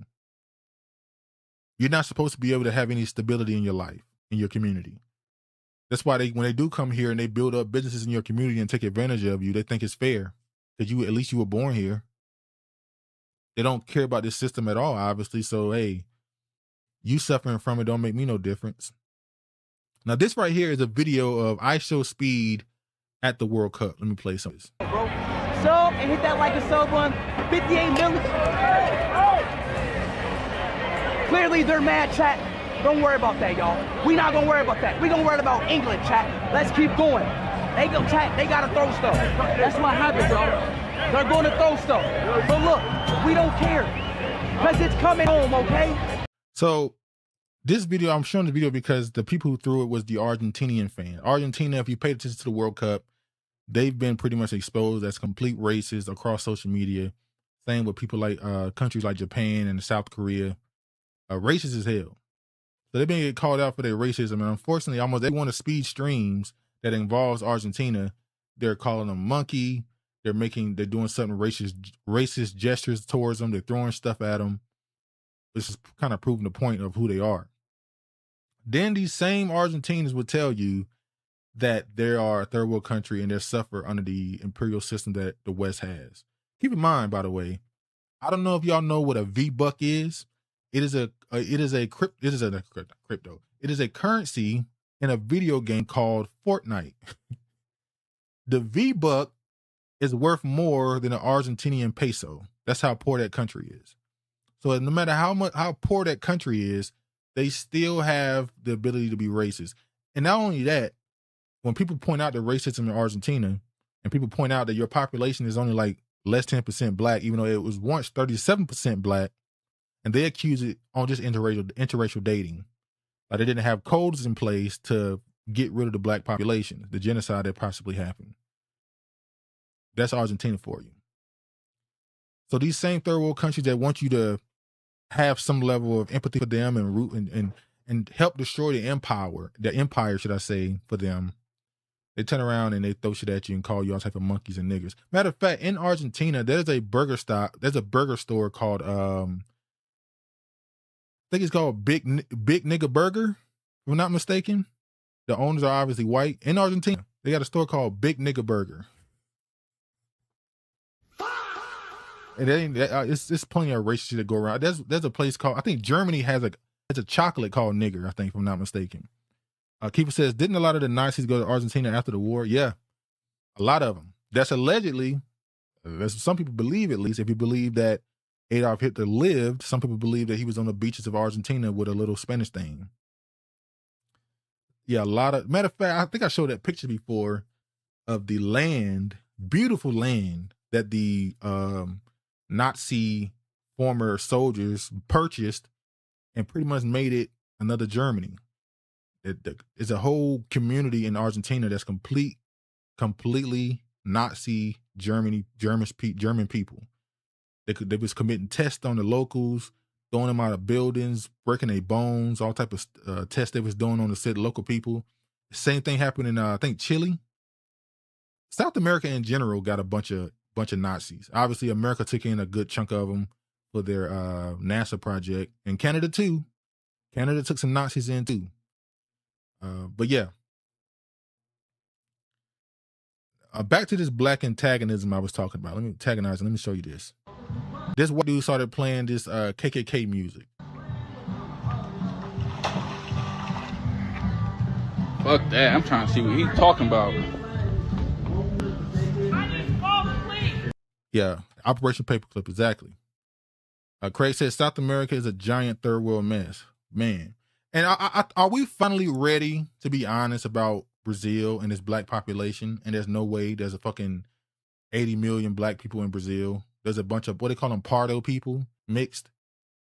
There's really only like 20 million black people in Brazil. Can we stop with that? They have the biggest black population. But see, that's the Pan-Africanist fault.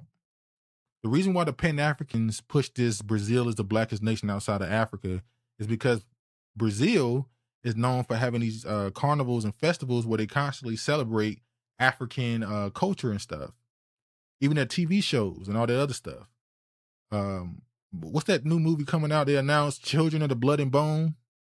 There's a new movie by a Nigerian American writer who worked with Gina, what's her name? Gina Prince, whatchamacallit, the woman who did Love and Basketball as a director. And they got a movie coming out, Children of the Blood and Bone. And it's supposed to be a fantasy film that's kind of somewhat inspired by Yoruba culture. And it's not getting the best reception from the Nigerians. But they started comparing it to this soap opera from Brazil. How there's a whole show based in Yoruba tradition and Nigerian culture in Brazil. And I said, that's the reason why the Pan-Africans always push this black Brazilian thing. Because of how much it celebrates Africa. Because, you know, to them, it's a religion and Africa is God. But anyway.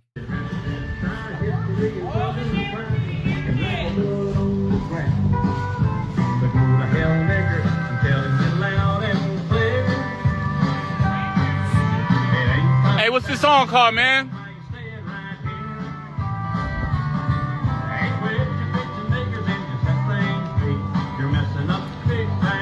Motherfucker got his fucking shorts up to his fucking belly button and shit. Fucking weird ass. Racist ass. Y'all hear it.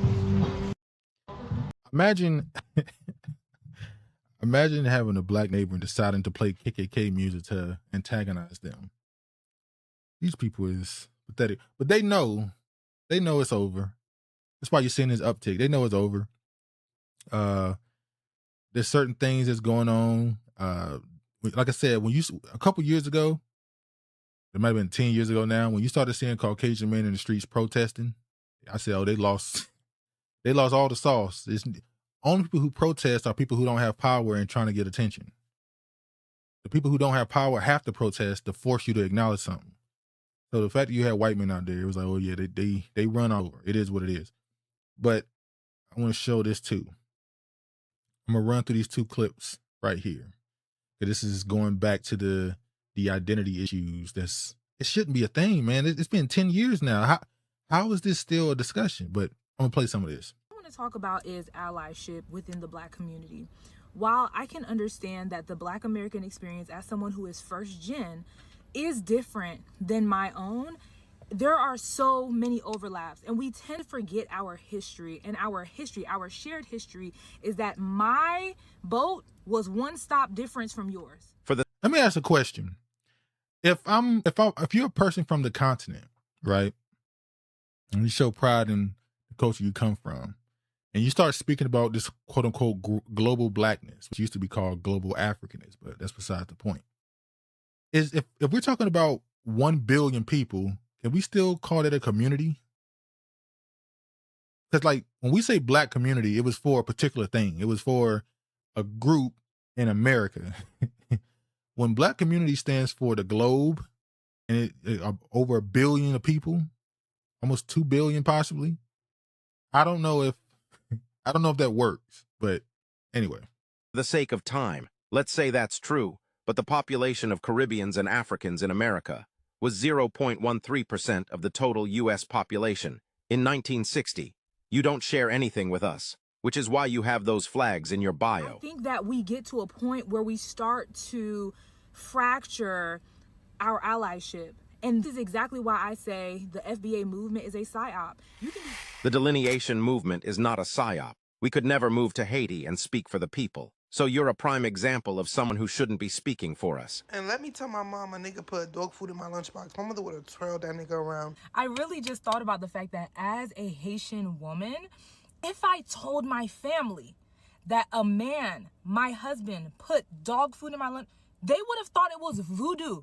Because our ancestors, those who fought in the civil rights movement and that were Black Panthers, that's who they fought alongside. They shared ideas across the diaspora because they knew that where one black body is free, that's not enough. Many more needed to be free. And as long as you exist in black skin, you are not safe just because you call yourself something different. Black and brown. Not calling yourself something different. It's just funny because when Black Americans began to push the Black Power, Black and Proud movement, which led to a form of Black nationalism in the 60s going into the 70s, immigrants didn't push Black nationalism. They pushed their nationalism. They began to be more prideful in being Haitian, Jamaican, Trinidadian, from whatever country they were from the continent. There was only one group pushing Black nationalism. It's just not the same. Immigrants don't get the same benefit of the doubt that is given to European immigrants. This particular is something I want. Hold on, let me show this here. For my Black American friends, these are things that I've lived, that I have said. As somebody who was originally from New Jersey, born, lived in Philly, Arizona, and then most of my life have lived in Atlanta, I have not only been a part of the culture, but I have helped architect that culture. Did you hear the words she said? She said she helped architect the culture because she lived here. That's what people are talking about. This level of delusion just isn't allowed in any other culture. Y'all been allowed to be free reign pretty much for decades, been able to move around as you please, say what you want. And it's getting to a point where people ain't going for it as much. And some of the things you said behind closed doors, and some of you publicly, you've tried to say those same things publicly, is not going over well. I want to show these two right here too. Let me show this. This is another form of the antagonizing that's happening. I think it's hilarious how Haitians aren't considered Black Americans, which is, I guess, debatable when they're the whole reason why America even has Louisiana. I don't know. It's kind of interesting to me. Kind of funny, isn't it? Very funny. Let me tell you something. I don't know if I'm tired of hearing about a single date more than 1804. Bruh, please. Please stop talking about 1804, bruh. I can't, every single time you have a conversation or watch a video or read a comment from a Haitian person, you know they're Haitian, not because they tell you, but because they bring up 1804. Like, I get it. You should be proud and prideful that your people fought for their freedom and earned it. I get it. But my God, please, you have to start bringing us some other date. You got to show something else. Like, at some point, you have to recognize that you're doing too much. Virginia says we're delusional and arrogant too. It's just insanity. Now, and the problem with it is because you keep bringing up certain things and saying how Haiti is Superman and did everything for everybody, people start pulling fouls. People who know stuff and read, as y'all always say, people who read, they then come onto the internet and start telling certain uncomfortable truths. Like I read something once where a person who exposed or at least gave some information, where they pointed out that when Haiti became independent and free, and they started offering a place to come for escaped slaves from America, that a lot of the slaves that went to Haiti died of starvation. So a country that didn't have much invited you to come there. You come there, they don't have the resources, you end up dying. Now, I understand the idea I'd rather die free than stay a slave. 100% agree with that, never disagree with that. But what is the point of offering if you don't have any ability to sustain people? And I think it might be more nefarious than that based off the information this dude said in this video here. Let me play this. A lot of African Americans are aware of the allyship that Haiti has tried to give to African Americans for the longest time. Quite literally, we've always tried to be a helping hand. And alongside with the xenophobia that we've experienced since the beginning, it's extremely saddening for a lot of people to not know the history and how much Haitians and I'm going to play this whole video here. And even besides the Louisiana Purchase, there were the amount of refugees that came to America in total at that point in history. The fact that Chicago was founded by a Haitian man, even then. History, huh? You mean the history that y'all been lying about since the mid-1800s to appease your European saviors? Oh, we gonna get into it. And I know they make these videos for clout, but I like to use them as an example that you won't gaslight me and my people with your revisionist, scam African history. Lie about history all you want, just don't involve my people in your rhetoric. So let's talk about some of your real history and why allyship with you is a non-starter and quite literally never existed, African Haitian. See, we're going to move past the lies about Chicago and Savannah. Speaking of Chicago and Savannah, do y'all know who bought and paid for those statues to be built in those cities to commemorate their fake history? Haitians did. And they did it for the same reasons they started exaggerating their own history in the 1800s to show palm-colored people that they belong. That's their version of survival. How about your melanated leadership replacing the YT French master so they could play European dress-up while forcing their own people back into the cane fields? See, the biggest omission so-called revolution is that your top generals had a massive European identity crisis. They didn't want to dismantle the French Empire. They wanted to be accepted by it. Toussaint Louverture probably declared himself a loyal French citizen, surrounded himself with YT Catholic priests, and sent his kids to school in Paris.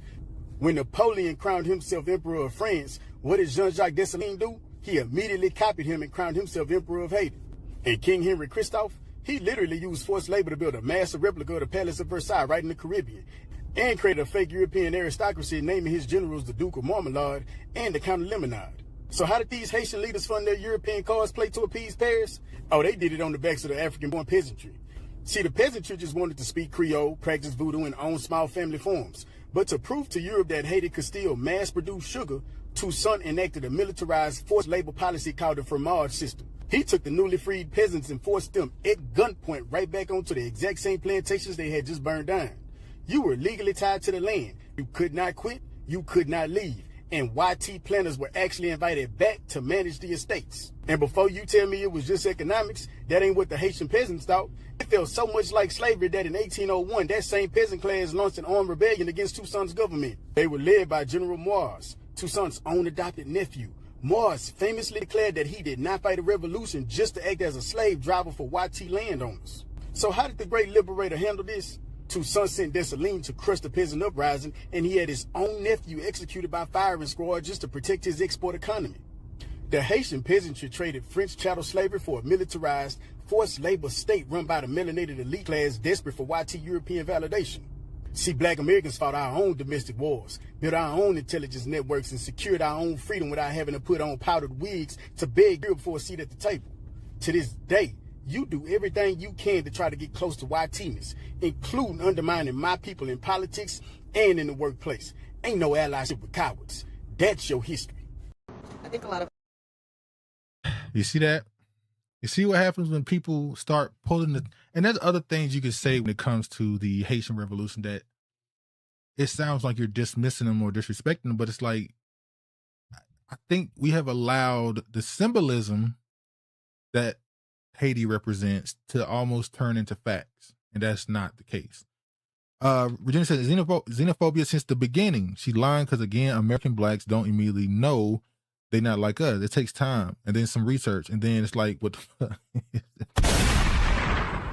So when you start speaking about the history of that's the leadership of Haiti in those times, and even up until now, that symbolism thing is still very, very strong. I get it. The first Black Republic. But please know, when the curtain gets pulled back, it looks funny in the light. It looks funny in the light. You just keep the symbolism. We'll be respectful and show respect. But please understand that things are not what they said they were. And people do know the difference. Let me show you this right here. Because she's making this point that we're all in this together, and we have the same similar cultures, and we were just a boat stop away. But look what this woman right here had to say. This Jamaican woman. Look what she had to say to the police. Thank you for not killing me like I'm a American. I'm Jamaican. Don't kill me here. Go kill a Black American. I'm Jamaican. Don't kill me here. No one's gonna get hurt. You're good. So it's funny how they always say the police know the difference. I mean, the police don't know the difference. The police can't tell us apart. When they don't have to, when you tell them out of your own mouth. Thank you for not killing me like I'm a American. I'm Jamaican. Don't kill me here. Go kill a Black American. I'm Jamaican. Don't kill me here. No one's gonna get hurt. You're good. Okay. And we'll push that off on somebody who suffers of mental health or was drunk. But the point of the matter is that exists. And let me show this next one here. I'm not going to play this whole thing. It's a little bit long, but I want to play this beginning part right here. Let me play this. Hold on.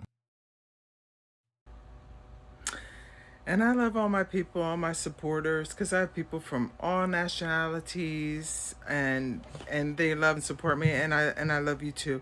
But I just want to say this to the FBAs who jump on my posts and think they're saying something when they say T is for temporary. Like, baby, this is not Sesame Street. We all know T is for temporary, okay?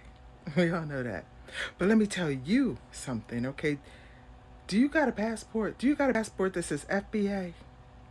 Haitians got Haitian passports. Do you understand what I'm saying? You need to be sovereign. You got to have land. You got to have your own passport. You got to have your own country before you can talk about Haiti. You know, when you see them make these type of critiques, once again, considering the situation their country is in, I'm going to keep saying it. Regina's saying the same thing. Again, delusions. Go home, ETs. Shut up. Like, the level of, you have to disassociate yourself from reality so far to say, I have a Haitian passport. And then I asked the question, for what? Like, this lady right here, I'm not going to disrespect the lady, she's the older lady. This lady, you know, she's an older lady. I'm sure in the time you've been here, you've had all opportunities to go back to your proud country, but you ain't thought about going, and you ain't going. You know what you got that passport for? Just in case. Just in case. You have that passport just in case something pop off in America. You have no desire on your free will, if everything stays the same way it is, to not die in this damn country. You're gonna die in this country, and you're gonna send your body back to Haiti. Your kid's gonna send your body back to Haiti. They can say you're buried with the ancestors. But you wouldn't dare take your last breath in that air. You wouldn't dare breathe in that Haitian air for the last time. And you're gonna wait till you're already dead so you ain't gotta breathe in it. You'll go visit sparingly to see your families or whatever. You'll go visit and, act like, take a picture on the beach to say how proud you are, and then you're gonna hop your ass on the first thing smoking back to America. And then you finger wag and say you don't have a country. These people, see, this is what I'm saying. Now I can, when you make the point that in Haiti, when you fought for your freedom, you were the majority. Let's like this is how much they did not respect you. Like, I see them all the time saying that the people that were sent to the islands were the troublemakers in America. The troublemakers in America were sent off to Haiti and places like that, the rebellious ones. And it's like, that don't make sense, because if you're the rebellious ones, why would I ever allow you to have the majority of the population on the island? I would have made sure we had proper security there to make sure you didn't do something. They had such little care for what was going on in Haiti. They let you be the majority. While at the same time, I'm fighting multiple wars, spending all type of money on these wars, talking about Napoleon. I'm spending all this money. So I had, you took it over and I had to, sell off to Louisiana that y'all act like y'all sold it. If you let Haitians tell it, they sold Louisiana to America. And then what happened after that? When Napoleon finally dealt with the fact that he had to wipe his hands of those wars. What did he do? He came back with an army to Haiti. And the leader of your country said, let's work a deal out. He didn't fight to the death for freedom. I'd rather be dead than be a slave. He did business. As we just saw the brother bring up earlier in the earlier video I showed. So this false bravado, this pride that y'all have, I don't fall for it. Look, man, I said before when I saw a video a couple of years, like last year or something, where the South African was talking crazy to Black Americans. And I was like, it's very hard for me to be offended by somebody I don't have to really have respect for. Like, you live in a country, I'm talking about the South Africans, you live in a country where you're the majority and look how you're being treated. The excuse or the reason, if you want to call it that in America, at least we're the minority. We're outnumbered, outgunned. That don't solve everything, but at least that's something we can say. Haitians saying they have a country and a passport don't mean anything when you have people on social media begging not to go back, hiding already. You had a woman, heard Trump say he want to get rid of TPS, and she went to Mexico instead of Haiti. Instead of trying to son Black Americans, maybe it'd be better if you just focus on Haiti and doing something about it. But it is what it is. Craig said she thought she ate with this TikTok. Yeah, I ain't even got to show the rest of it because she pretty much just said all the things I said. Try to son Black Americans. How she said, you guys went from Negro to Black to African American to Black American to FBA. I'm going to die a Haitian. In America, you're going to die Haitian in America. As a matter of fact, documents will call you Haitian American. But it is what it is. And I saw this right here, this article here. It says, why one professor says African American is still essential in 2026. A scholar makes the case for reclaiming African American as a precise, powerful identity term and why the debate matters more than ever in 2026. The term African American is not redundant. OGs back in the 80s used to call it schizophrenic. They said calling yourself African American is like being a schizophrenic. It don't even make sense. It's irreplaceable.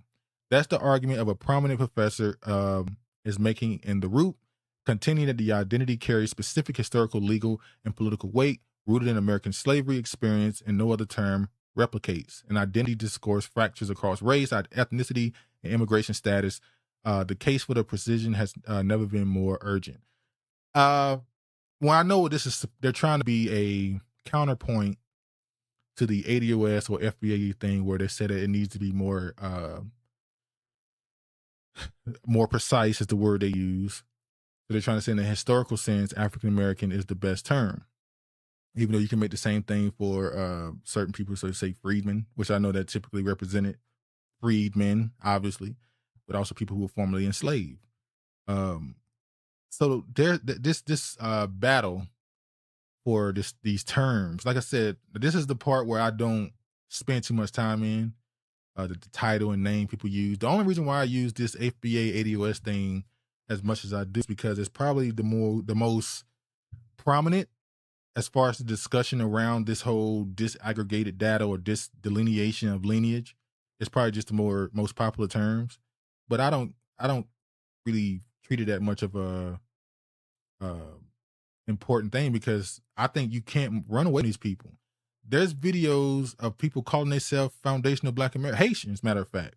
Funny enough, Haitians are saying that because, they did this, they are the real foundational Black Americans. They're saying that they're the first African Americans, yada, yada, yada.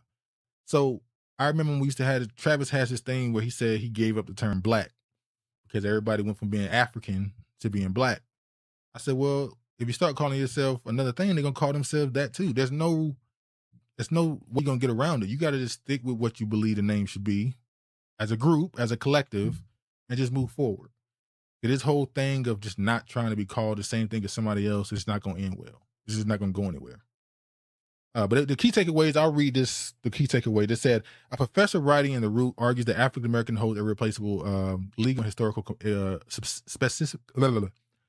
specificity tied to descendants of American slavery. The terminology debate is intensified in 2026 as immigrant communities, multiracial Americans, and shifting political rhetoric complicate shared identity frameworks. Abandoning African American risks erasing the distinct political claim of descendants of enslaved people, including reparations advocacy and targeted policy protections. Wouldn't American descendant of slavery work then? Virginia says, I'm with Travis for now. American is sort of safe, but hold on, I'm coming. Immigrant cosplayers. Hold on. Howard University scholars and DC-based cultural institutions have long anchored this debate, making Washington a central arena for how Black identity gets defined and deployed. The argument is not anti-Black. It is pro-precision, asserting that specificity. Why am I struggling with this word? Specificity strengthens rather than divides collective power. Yeah, you're trying to include more people. That's all. We know what that means. You're trying to include the immigrants in it. But speaking of immigrants, have y'all seen about? See, I don't forgot how to say the damn word. Hold on. Let me make sure I get it. I'm gonna make sure I have Google said. Let me see. Black American? How did me press that? My bad. Let me hear this right quick. This word right here. Cyclosporiasis. Cyclosporiasis. The diarrhea bug that's going on. Excuse my language. People getting this bug and running to the bathroom for days, sometimes weeks, that's going around in the country. What is this about? A large number of cases of intestinal illness have caused diarrhea, nausea, and fatigue have been detected in 34 states, according to federal health authorities, but the source is under investigation. They still don't know what's causing people to have this bug, have them run into the bathroom. It's also funny, I think last year, maybe earlier this year, I talked about the Congo as having another Ebola boom. That says something. It leaked out of a lab, I don't know. And there was another thing. There was something else they put a red flag on, saying that it might be a possible danger in spreading. The CDC, or was it the World Health Association? I can't remember. I mean, World Health Organization. It was something else. But it's funny, this bug here, people are finding other reason to blame it. I saw people saying that it has something, they believe it has something to do with the influx of, I don't know, tens of millions of immigrants and how they're handling the food. I don't know if I believe that, I'll be honest. But it said the way that the immigrants come from their countries and how they handle food, and they come in here working at, restaurants and all type of fast food restaurants and food chains and stuff, and they're handling the food just the same way. I know I saw a video out of New York where an Indian man is in the back cooking pizza with his shoes off. His feet is up on the counter, he on the phone, and another dude is making a pie, as they call it. I've seen some stuff on the streets, people digging in their ass and then touching people's food, and people still not paying attention, eating it. It's there was a study. Virginia said there's no coincidence. There was a study. Here it go right here. They just kind of doing whatever they want to do with the food. No gloves on.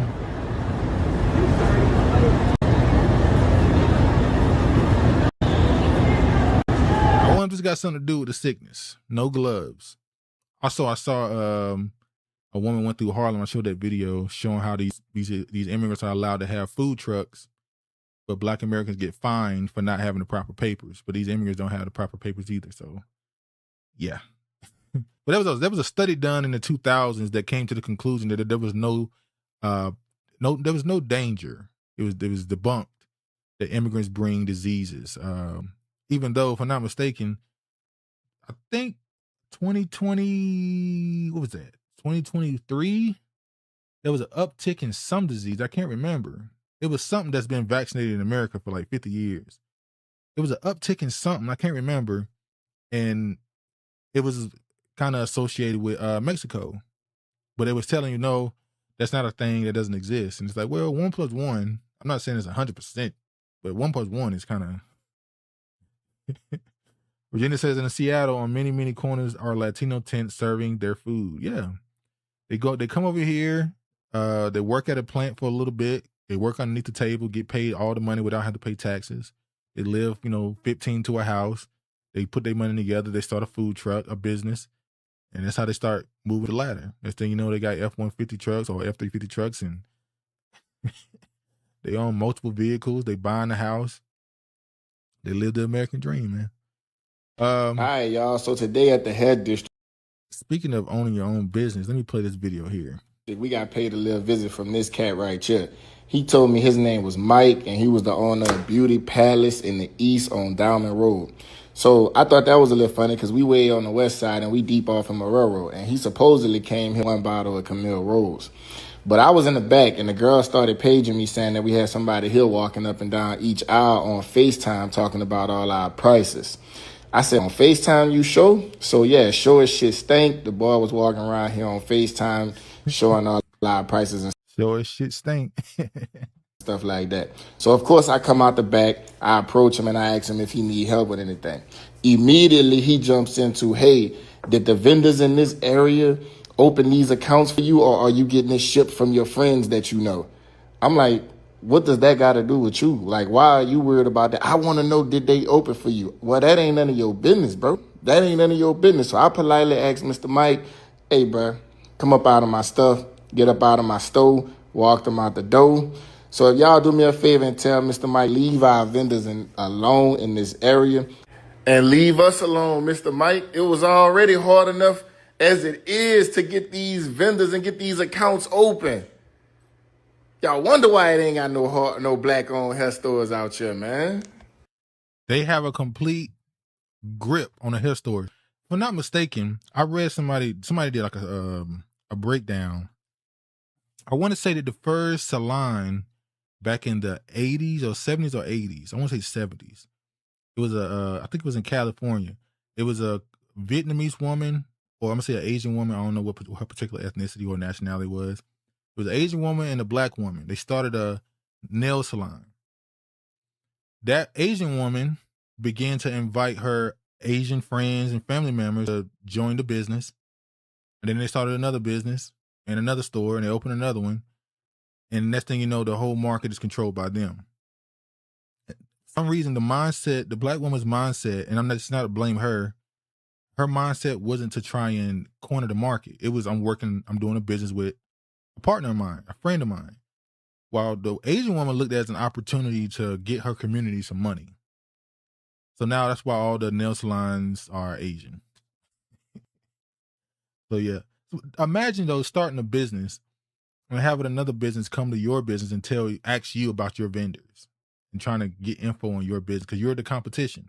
See, the biggest fear for these hair stores or these salons and stuff is that Black women in particular and Black men will own these businesses. Because I would assume, and they assume at least, that if most Black women have the decision, or the option, should I say, to choose between the Black-owned hair store or the Asian-owned hair store, they assume, as I do, that most would choose the Black-owned. So you're a big, big threat to their business and how they have the market cornered. Because it's $1 billion industry. Talk about changing something quickly. Imagine in say 10 years, if you can get just 20% of the market, 30% of the market, how quickly things would shift. But we're in the situation we're in now. It is what it is. What we got here? Hold on, y'all. This is gonna be a long one. I'm gonna make sure I get to this last segment finally. I've been putting it off for like a month, and I'm gonna finally get to it. But I want to show this because when you talk about the identity thing, I want to show some things. Hold on, y'all. So I'm gonna start with this right here. Because these people keep calling people pretends and all this other stuff. Even though there's some obvious connections Let me show this right here. Let me show this.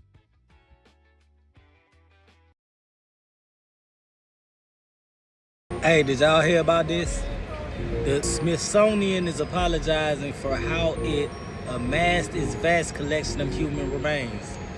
Guess who those human remains were? Indigenous people, black indigenous people that they tried to hide the history for white supremacy. Let me show you what I'm talking about. Okay, it says the head of the Smithsonian Institution is apologizing for the dark history behind its collection of human remains. In a recent Washington Post op-ed, Lonnie G. Bunch, the third secretary of the Smithsonian Institution, addressed how the institution amassed a collection of tens of thousands of body parts during the first half of the 20th century, taken largely from black indigenous people as well as other people of color, and mostly without their consent. Most of the remains the Post found were collected in the early 1900s under the direction of anthropologist Alice Dilka, or whatever the hell this nigga name is, who sought to advance his now debunked theories that white people were superior to people of color. His theories have been debunked. We are the indigenous people of America. Now, I show this because they talk about how they was taking people's remains, because in this article it actually says black and indigenous. It says black and indigenous people. But this reminded me of the move bombing that happened in Philadelphia. After they bombed those people, they took the remains of the children and the adults, and they sent them to colleges and used their skeletons for classrooms. They bombed these people, killed them, took their skeletons and gave them to colleges for classrooms. People are the devil. But then we got this one here I want to show. This is a bit longer. I'm gonna play this one. Yo, get in close so you can read this. This transport marks the beginning of the slave trade to America. This little mark right here, which is this little mark right here. What is marking the beginning of the slave trade to America? Now, before I go into that, this right here is technically the official. And he goes through all the books and try to make sure you prove that they're authentic. So let me show you the passage he's saying is connected to the start of the slave trade. Let me just fast forward it. What is it? What is this? Let's read it. I'm going to read the whole paragraph for you. About the calends of July, 3 caravel arrived bringing provisions, wheat, oil, wine, and salted pork for beef, whatever. In obedience with the orders from Spain, they were distributed amongst all the Europeans. But as some of the provisions had rotted, notice how they rotted, and people tried to get people over here in boats like crazy with food when food's rotten, but whatever. Or were spoiled by the damp, people complained. Fresh instructions from the sovereigns and from the admiral were sent to Bartholomew Columbus, Christopher Columbus's brother. Now here's where we're getting to it, okay? By these ships. Here it is right here, special instructions. After frequent interviews with the sovereigns, or the kings and queens or whatever, Columbus directed his brother to transfer his residence to the southern coast of the island, nearer to the mines, gold mines. He was likewise ordered to send back to Spain. Let me read that again. He was likewise ordered to send back to Spain in chains the caciques, which are the chiefs, the Indian kings, who have been convicted of assassinating the Christians, and also those of their subjects who had shared their crimes. 300 islanders were thus transported to Spain.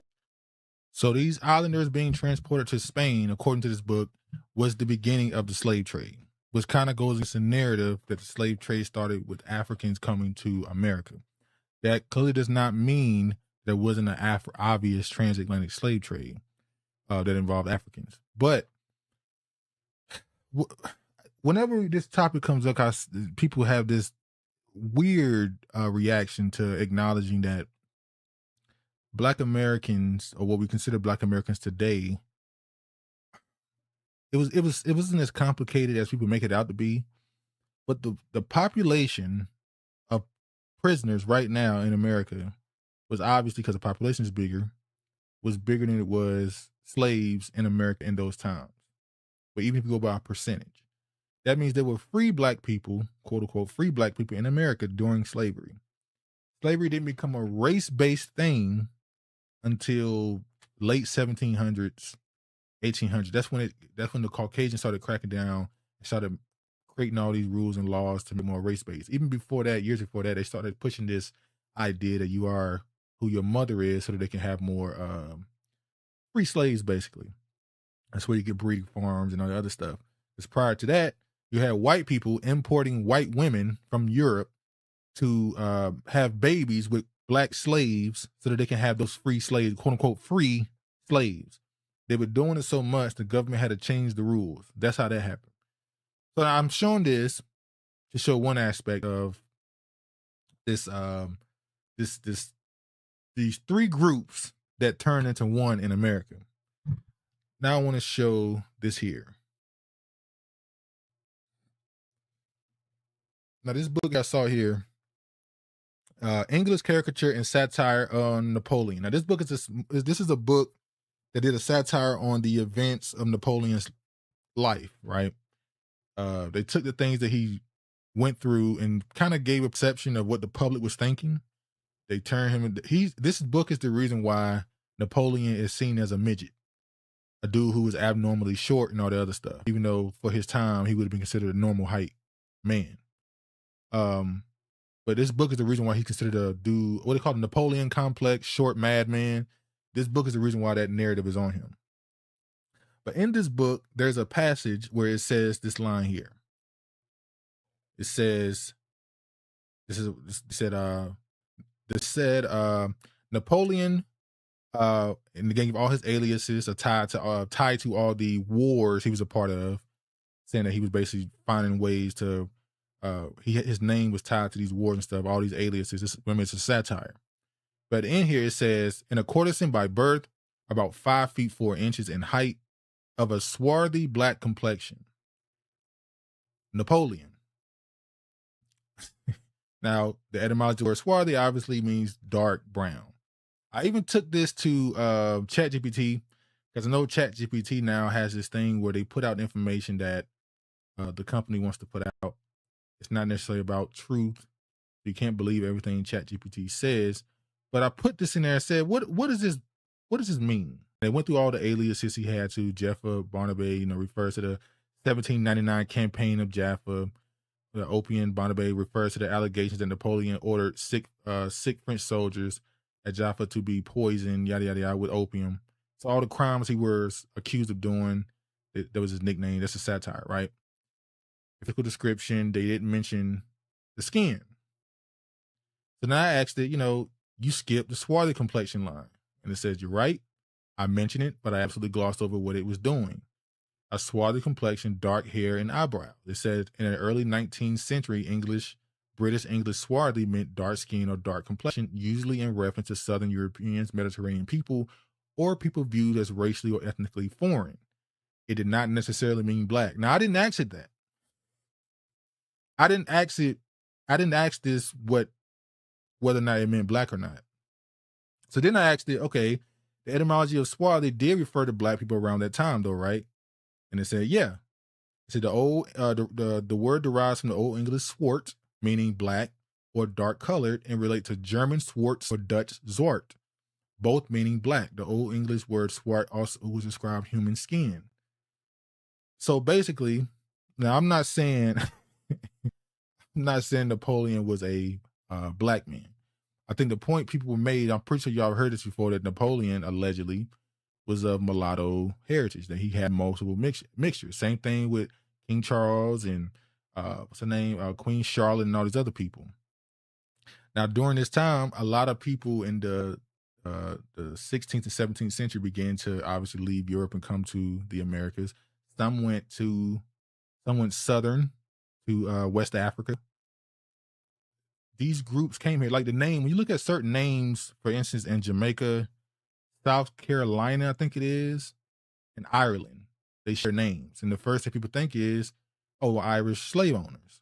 When not the Irish were a part of it, but they were not a big proponent of the slave trade.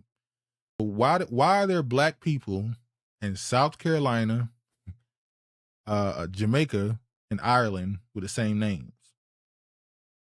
It can't just be the slave trade. The numbers wouldn't match up. Especially when you start talking about why there's so many black people with the name Washington. Well, George Washington owned slaves. He didn't have a million. You talk about certain names like Johnson. When you go back to history and you start looking up these names in these books and the description of these people, they don't quite equal up to what they said it is. I'll just leave it at that. I would get into this, but I think I'm going to save this one. I think Regina had brought up before the so-called black Europeans, the ones who are the African Americans that are specific Freemason class that actually run the world. You know how they say the original Europeans was black? That's what this person is talking about. There was an older black man on YouTube years ago who used to do these videos pointing out this particular class of black Europeans that came to America who are the true ruling class who just allow white people to like they rule. It's just a lot of stuff going on with it. I won't go too deep in it this week. I think I'll save that. This is the last segment I'm gonna get into. I've been meaning to do this for like a month. I don't even know now why I waited so long to do it. 2 weeks ago, I didn't do it because I didn't want to hold Travis up a long time. So I decided not to do this segment, but I'm going to do it now. Let me go ahead and get through this. All right. Descendant of enslaved African Cujo Lewis received citizenship from Benin. This obviously Cujo Lewis, I talked about him before. I think I should still have the pen, whatchamacallit. I don't have it no more. Cujo Lewis was he was on the last slave ship or recorded slave ship coming to America. Cujo Lewis and a couple other 100 slaves. Last slave ship. It was after the slave trade was supposed to have ended, so it was like an illegal one. He was in Alabama. He's the one who founded Africa Town, if I'm not mistaken, in Alabama. So he would be 100% an African. He was also the one who was captured by the same women who was in that movie Woman King, but Dahomey Kingdom. The women who were the soldiers in that movie.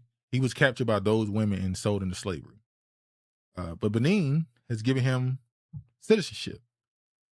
And if you don't know, in another country over there, speaking about Ghana, obviously they have a DNA screening they do in order to become a citizen. So DNA proof for Ghana citizenship, what a diaspora needs to know in 2026. So they paused this at the beginning of the year. And they brought it back, obviously. Some people, I've seen Tariq talk about this, believe that this is their way. It's a trick. It's a backdoor. We saw what they did with the UN reparations, ruling. We saw what they were doing with the Juneteenth thing. I'm going to get to that a little bit. How they, like I said before, Ghana has been the best at trying to make sure they combine the cultures of Ghana and Black American in particular. All the Black celebrities done went over there, taking pictures. They've invested money over there. They've tried to make themselves the hub for Africa, for the diaspora, as they're called, even though 7% of their focus is on Black America. I read the article from like 2007 where they said they had a plan to make the middle class Black Americans become the biggest investors into the country of Ghana. Been working towards this for a long time, about to be 20 years now. So we know the plan they have in place if you read up on them, right? Then what we got to remember is DNA is an entertainment purpose only, while genetic testing can find your cousin, but not your culture. So when they find these DNA points in Nigeria and Ghana and Benin and Togo, Congo and all these places, this stuff is not something that can truly, like, you can't put a percentage on how much or how African somebody is. That's not how DNA works. We always know that. You know, you can go to sibling. They got the same parents, but sibling to sibling will have different DNA makeups for obvious reasons. They're their own person. So if you're a sibling, you're a person who do your DNA test and you're 89% African, as they say, 89 sub-Saharan African, you're 40% Nigerian. But then your brother do the test and he's 83% African, or he's 87% African, and he's only, 26% Nigerian. Well, how does that work? So this is not meant for you to actually find your culture, but Ghana understands that doesn't matter. We just need to tie ourselves to that culture and to them so that we can continue to, no offense, latch on and keep that light shining on us. Because I already said, I don't know if the reparations push is really something that's good for them. Because at some point, the West is going to say, you guys were part of the trade too. Do you pay reparations also? And I really want to know what their answer to that is going to be. But this is old, obviously. This is from a month ago. I didn't get to it. African and Caribbean nations call for formal apology from a transatlantic slavery. Nah, they ain't doing that. Sorry. That admitting guilt means you sue. This was the... I represent, in some sense, civil society organizations in the United States of America. As you know, we're not represented by a government. Now, I represent, in this some... man that's talking right here is Marcus Garvey's descendant. I represent, in some sense, civil society organizations in the United States of America. As you know, we're not represented by government. What is Garvey's son doing in America if it was always about going back to Africa? This is 92-year-old son, Julius, a Pan-African conference in Ghana. How's he a representative for the American? These people, crazy. Now, I do make sure I want to show this. Let me look through this other stuff and see if I need it. I don't think I need all this. Hold on. Oh, this was them during their little acting out the slave trade. Now, a month and a half ago when they did this, or a month ago, I'm sorry, when they did this, people were mad about this, but they were doing this because there were Americans in attendance. This was for them, really. People from the quote-unquote diaspora. So this is not something to do as entertainment for themselves. But I want to show, where is it? I don't got it. Hold on. Okay, there we go. Here we go. Go here to there. All right. I don't know if I might have showed this one. I feel like I might have showed this one. But this is the former Prime Minister of St. Vincent and Grenadines, Ralph Gonsalves. I think I say Gonsalves, how you say his name, discussing Indian and Chinese indentured laborers in regards to reparations at Pan-African Conference in Ghana. Let me show it. So we speak of reparations for native genocide and the enslavement of African bodies. I know this conference is about enslaved Africans. But I believe that there is a paragraph in the declaration which we are approving tomorrow, which would mention this matter of native genocide and also the question of indentureship. Because in 3 countries in CARICOM, Guyana, Trinidad and Tobago, and Suriname, there are significant numbers of persons of Indian descent who are brought as indentured laborers. We have in Jamaica, we have in St. Vincent, everywhere, but the larger populations are in those 3 countries that I mentioned. Hitherto to that, there were poor persons from Madeira who were taken as the indentured servants, and subsequently Chinese. Now, But our focus is really that in respect of native genocide and enslavement of African bodies. I wanted to give that backdrop, and I'm grateful to you for permitting me to give that bit of history. The chair of the Reparations Commission in St. Vincent, Jomo Thomas, is here, and he may have an opportunity to elaborate on this or adopt my words when he gets an opportunity to speak. Imagine that, right? You're supposed to be talking about this push for reparations for the African descendants of the slave trade throughout the Caribbean countries. And here you go with this man saying, what about the Indians, indentured servants? What about the Asians and these other groups? This is why that rainbow coalition thing always end up coming to a head, because there's just no way. But working with this type of situation, working in this type of group, when you're trying to represent these countries and the islands, what comes from this? Because they're a significant part of the population when you talk about particularly Trinidad and whatchamacallit. So if they're asking for receive payment for the indentured servitude that the Indians went through as well, how much of that would they represent? And because they also are I'm pretty sure the majority, how would they go about making sure those things are corrected? Got to be careful who you work with.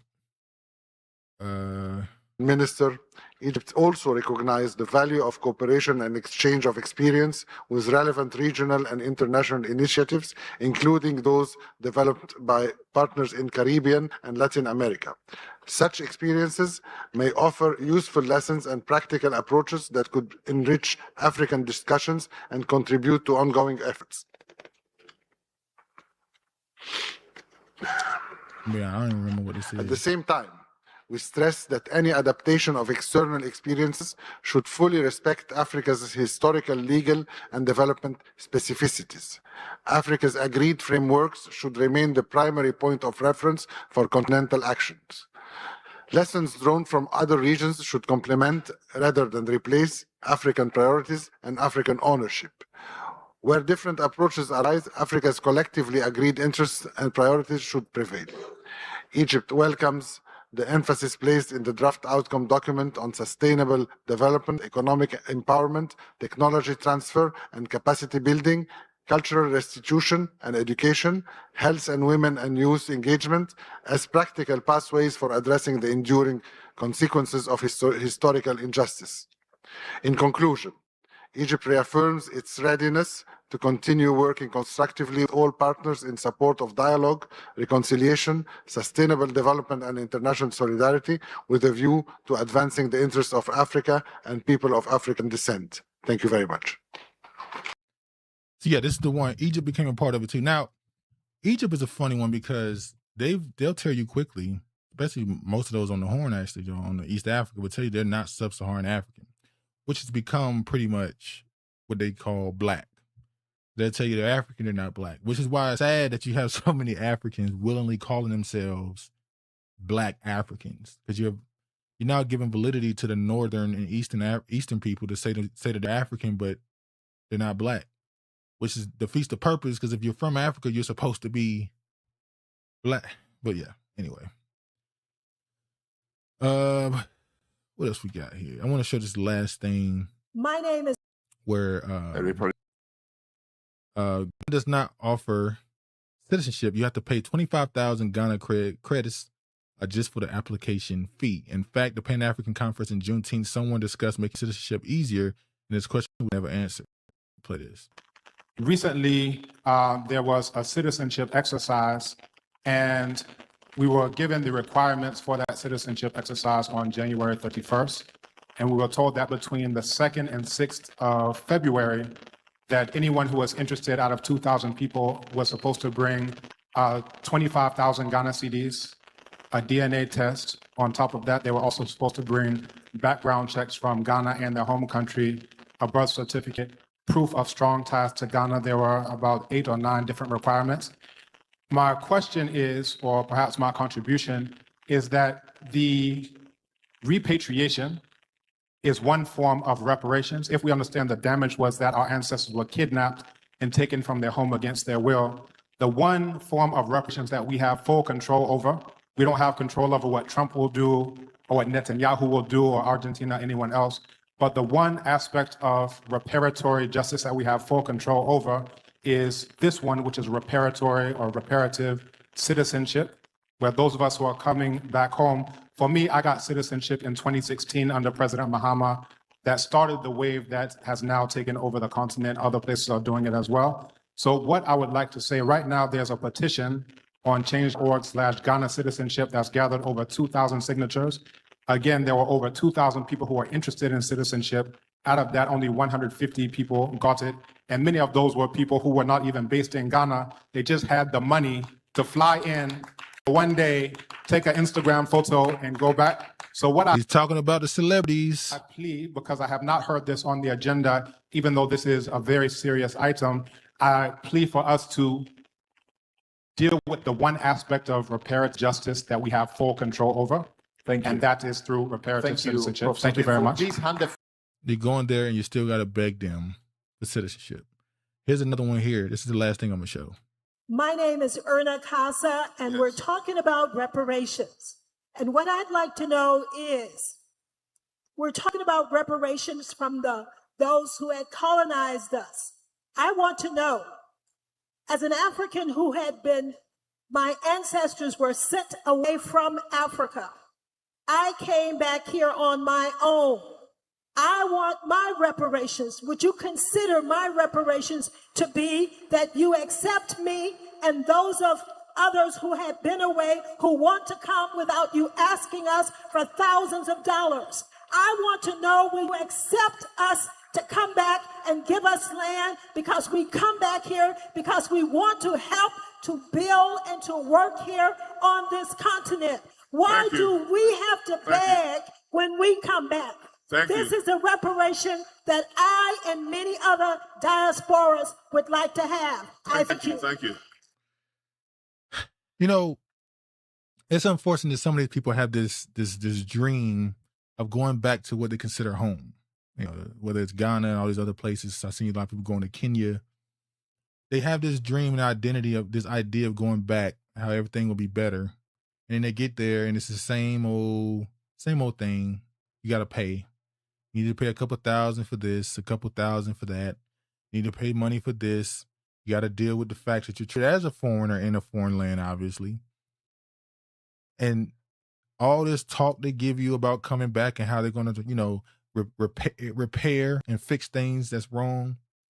And you end up just, everything they do with you is for money. It's to stabilize their own economy, which I said they told you this in 2007 what their plan was. So I feel bad for people like this who have this dream and they get there and it's not a dream. The reality sets in, they get angry. I have no problem with people making the decision to go back to the continent, go back to one of these African countries and build a life that they think they really want. But I wish people were more honest. I think people now are being more honest because there are more Black Americans on the continent. You're starting to see them become content creators and tell a lot of hard truths, critique heavily, be honest. And you're seeing some of the backlash they're getting, like O'Shea Duke Jackson. He's been making a lot of content. He's in Uganda, if I'm not mistaken, but he's been making a lot of content about South Africa. Really coming to the defense of South Africa. And he got people asking him to be deported. I remember the same thing used to happen to Art Cathy. Rest in peace, Art Cathy, when she was over in Gambia. And she's pointed out all the sex trafficking of minors and all the scamming and low-level cons they were trying to pull. And she pointed out all the other stuff.